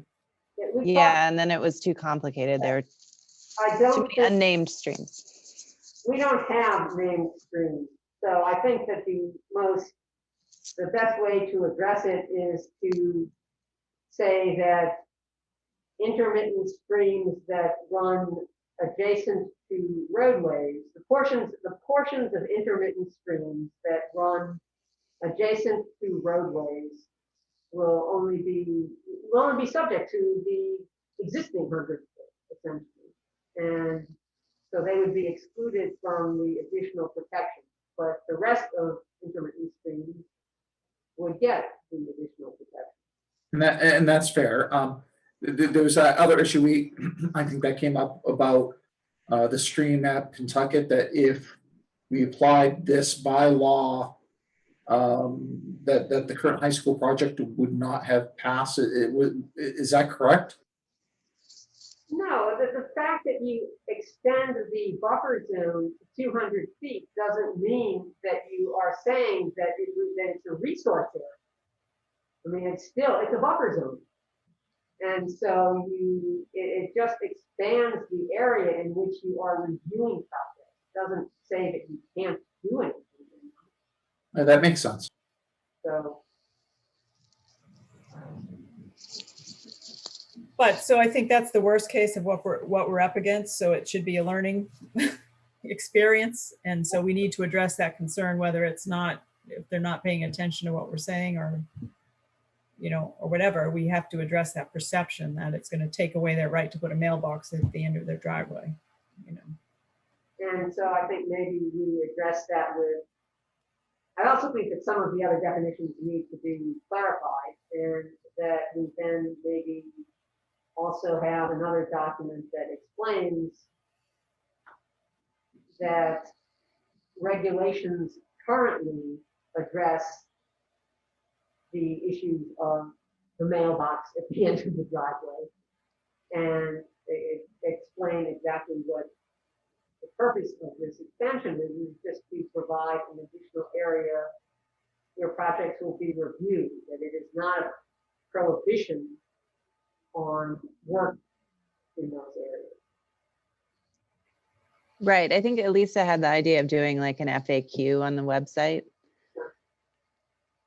which, you know, we could just kind of proactively discuss what people might be asking. Yeah, and I think the other general point of feedback was that this was too rushed, which I don't know if I agree with that, but it might be good to start working on this now so that there's plenty of time for, you know, review of it. And Fall meeting. yeah. Yep. Next is the agent position. Angus spoke with his counterpart in Hamilton, who was interested in a joint appointment. There are obviously issues to be addressed in terms of time splitting, cost splitting, and what do you do if one town is happy with the person that's hired and the other town is not?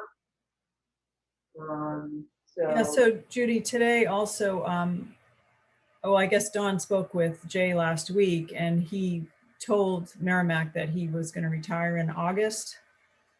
And so apparently Angus reached out to the Merrimack finance director today, and they had a pretty positive conversation about the idea of partnering with Merrimack rather than Hamilton, which I think would be an easier sell for an applicant. So, I mean, that's an option too. And if Jay is willing to cover, as you know, on an interim basis, then that gives us some time to try to work through these details. I think we have the same issues that need to be addressed. Of course, but I just think it's more reasonable. I mean, for it to work between here and Hamilton, would have to be somebody that lived right in the middle. I mean, ideally, and even then, you know, it could be better fit. Yeah. So I think what might be helpful is if we could find a model of another town or, you know, other towns that have tried this. I sent an email to MACC today, and I was going to reach out to MVPC tomorrow and ask Jen if she was aware of any other cases. I just think it might help answer some of these questions about, you know, how do you do reviews for the employees? How do you handle vacations? You know, all of the details. One other model that hasn't been brought up that I think we have to look at. I don't know if you guys remember, I had hired Chris Lucas for my property. The model that was used there, Chris Lucas and his firm are hired as a third-party conservation agent for Northborough.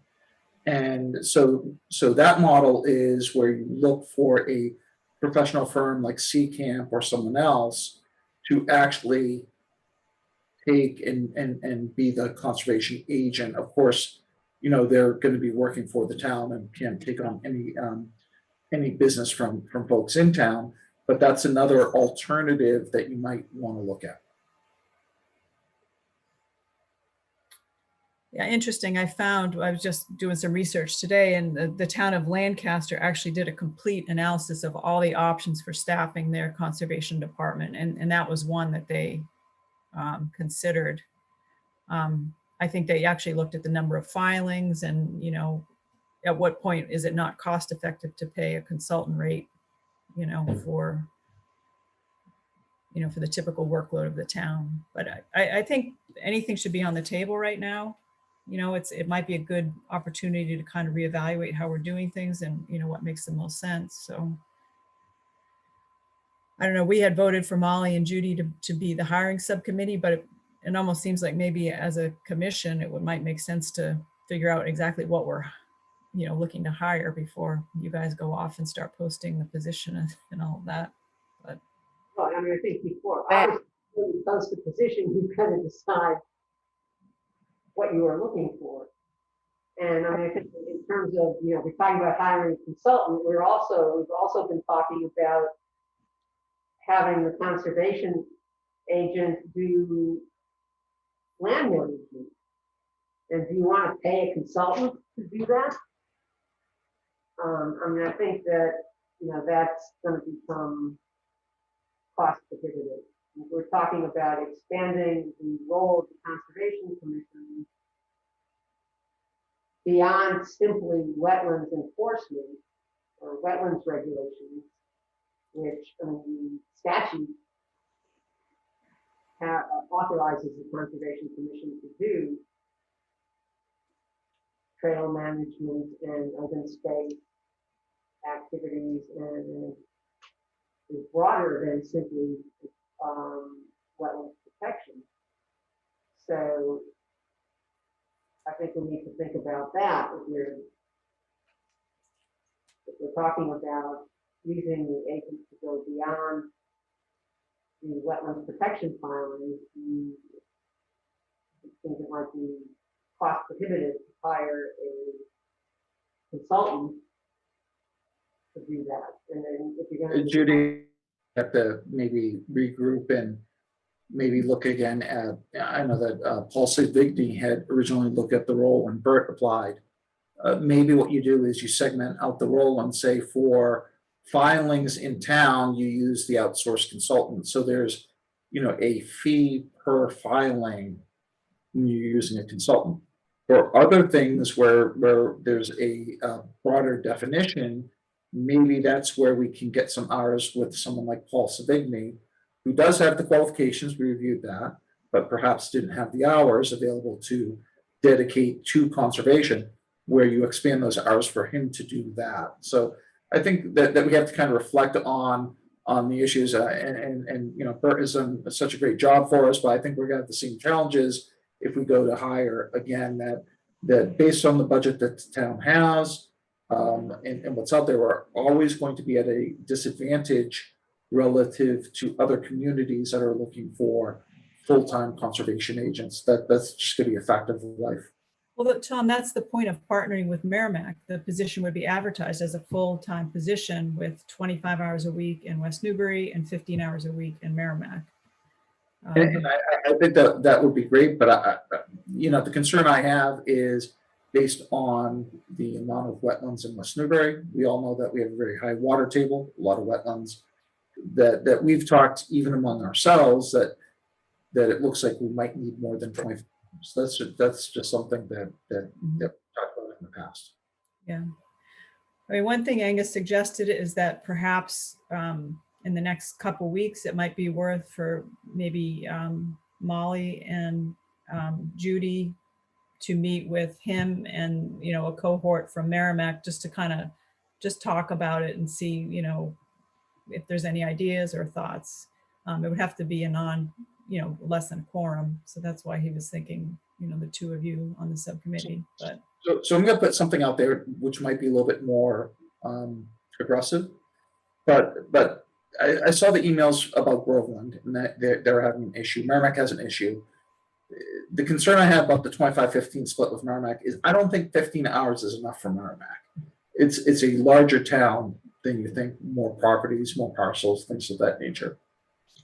Why don't we try to do a Groveland, West Newbury, Merrimack combination where we have enough hours among, let's say we have 2 agents across 3 towns full-time, that would be able to handle the issues of all 3 towns. I Yeah, think we did reach out to Groveland and they're not interested. They're revamping the position and kind of redefining it.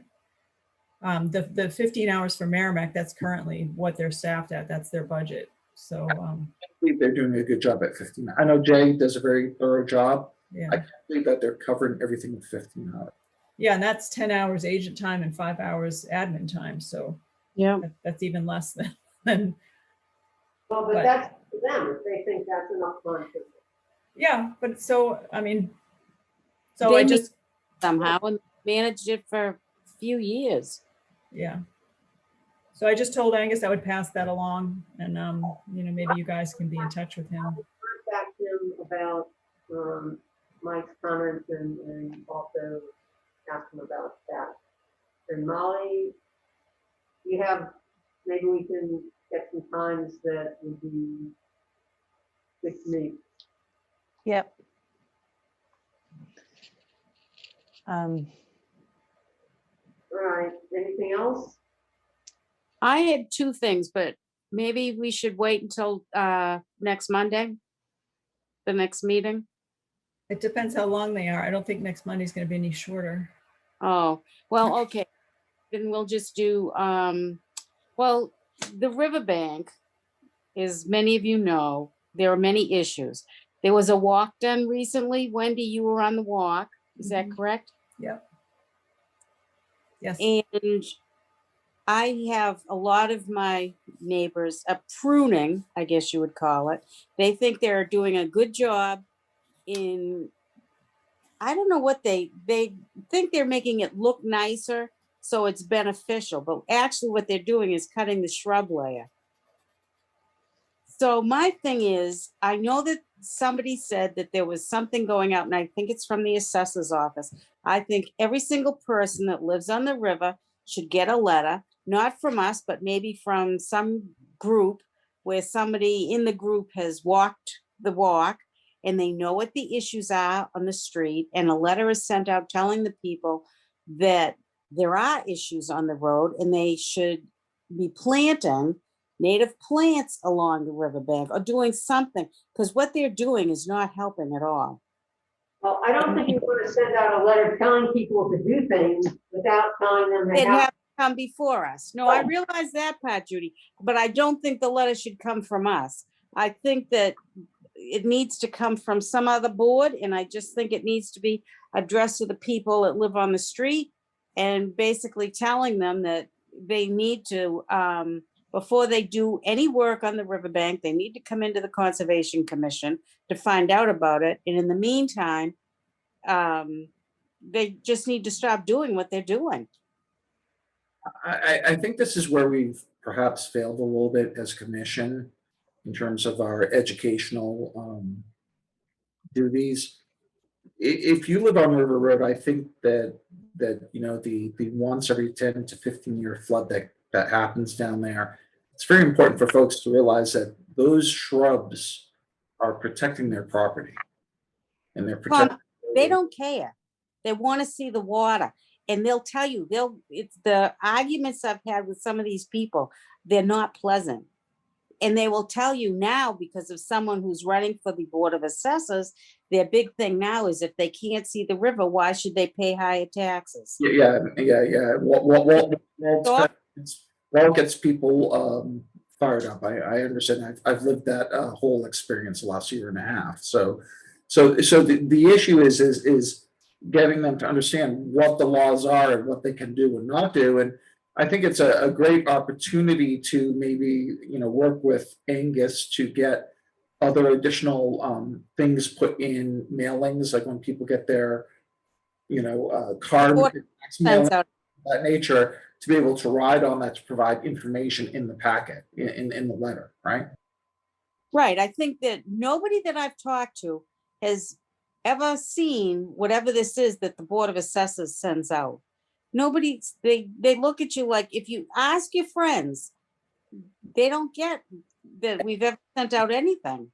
To clarify, it's not the assessors that sends it out, it's a tax collector that sends it out. So the way it works is the assessors put the information in the system, goes to the tax collector, and the tax collector sends out all information.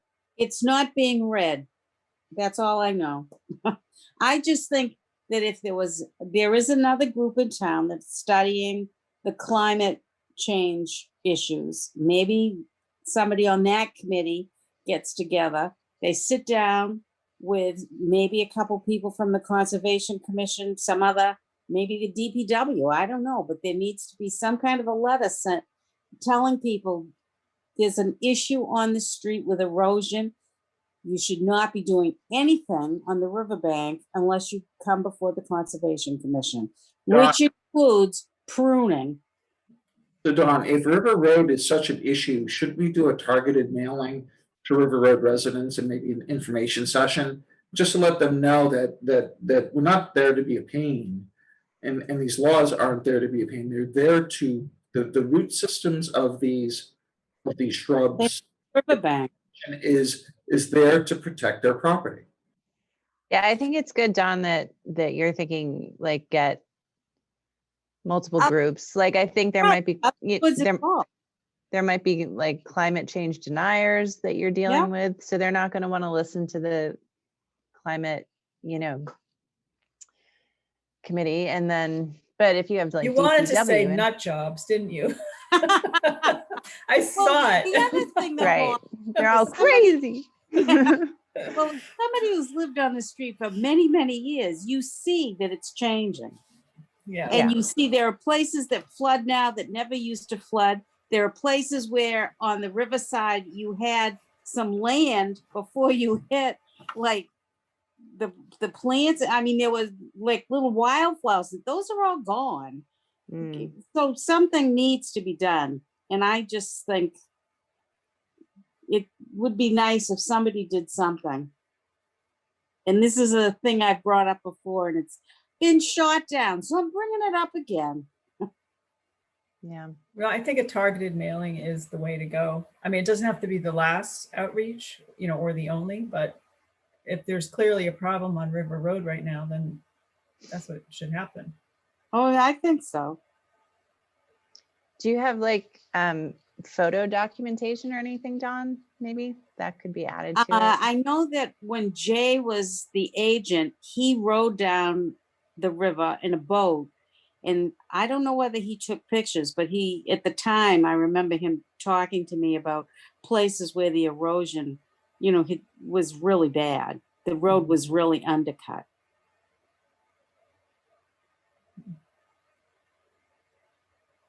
I mean, if somebody knows anybody with a boat and they want to go out and have a canoe.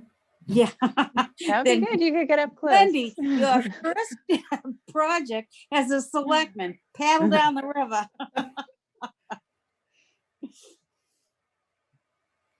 Well, anyway, that was my little thing. And then the other thing that's a real fast thing, and this is really fast, is I think that every time there's a town meeting or something, someone should be at a table with a list of all the commissions.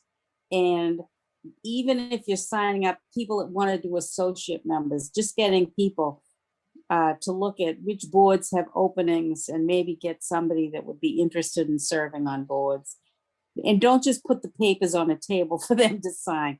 Have some dope that's sitting there that wants to recruit these people so they can have as much fun as we're having. That's a really good idea. I think one of the things that the assessors learned by having a table the last few years before a pandemic is just having some flyers and some there to answer questions. It provides a lot of information to folks. So yeah. Again, I think it's important for people to understand that the Conservation Commission, we're there to help guide people. We don't want to prevent you from putting your deck on your house. What we want to do is educate you in terms of what, the issues that might happen when you're going to apply for that. So I think that that's a great idea, Dawn, just from just people seeing who we are and getting to know us a little bit better. Tom, I don't want anybody else ever seeing who I am. I'm going to fade away into the background, and I mean fade. So, all right. Are you done, Don? Or Am I done? Yes, I'm done. Okay. You have anything else? I had Mom? I had a couple of small things, but so remember Brad had a proposition to do some bog bridges in at Mill Pond? Yeah. So someone has put some bridges in where he had proposed the bog bridges. Oh, Was it ACTA? I don't know who it is. There are people that do know who it is, but they won't tell. They won't tell. And Brad just wants to make sure we don't blame it on him, right? Is that why you're Yeah, bringing well, it? I mean, I know. So I've happened upon them today, taking my dog for a walk, and I was like, oh, painted wood. You know, they're like painted wood. They're small bridges that were probably built elsewhere and put in place. Ah, yes. So I think that they could be removed easily and repurposed.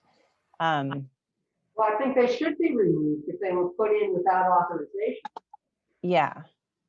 So, Sorry about I mean, that, guys. again, we're in this like murky territory of the trail fairies and the people who, you know, really are trying to help, but. Wendy, who's on that trail committee? John Board? Someone from Coffin Street with their first name starting with S. He doesn't do anything anymore, I don't believe. No. No, he's off, right? Yeah, Tom, he hates us all. He doesn't do That be a second group after River Road, like a target group of like who to educate. Oh, yeah. I mean, it's hard because I feel kind of torn because I do use the trails and I do want to see them maintained, and I want more people to understand how wonderful our trail system is and to have accessibility. But you know, these aren't really appropriate. I mean, they're no more appropriate than the pallet that was put down in the same place. So is this in Dunfield or in Mill Pond? Yeah, proper? it goes from Dunfield to, it's the two the same two places that we were talking about. So it's the yellow trail. Okay. And then the orange trail, one of the orange trails.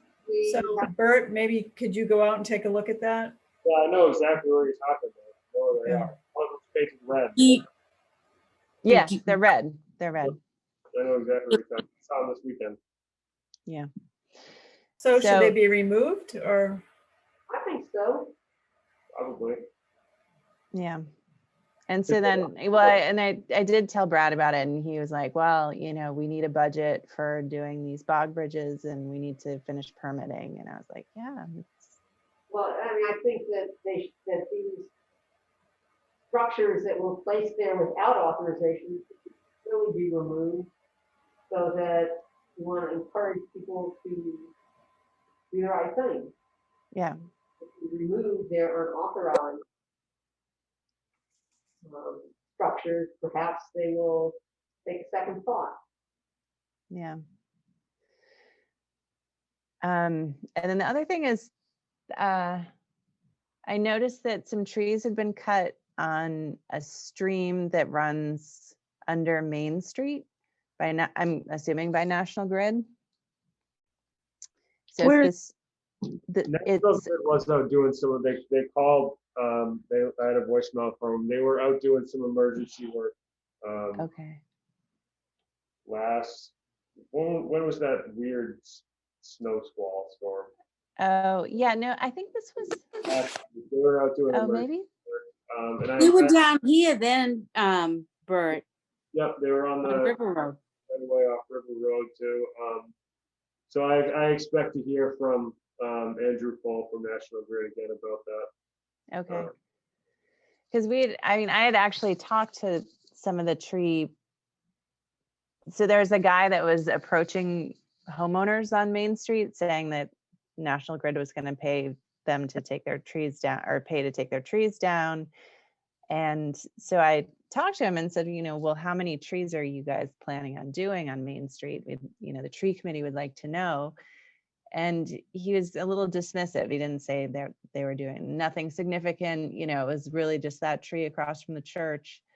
But anyway, this was blatantly, we're like right next to the stream.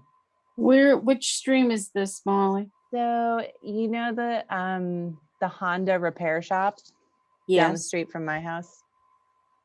So I think it's right past between that and Oh. like the early intervention building. Oh, yeah. Oh, The one yeah. That feeds that stream that goes down to Church Street by that Yeah. house. Yes, Yeah. yeah. Mhm.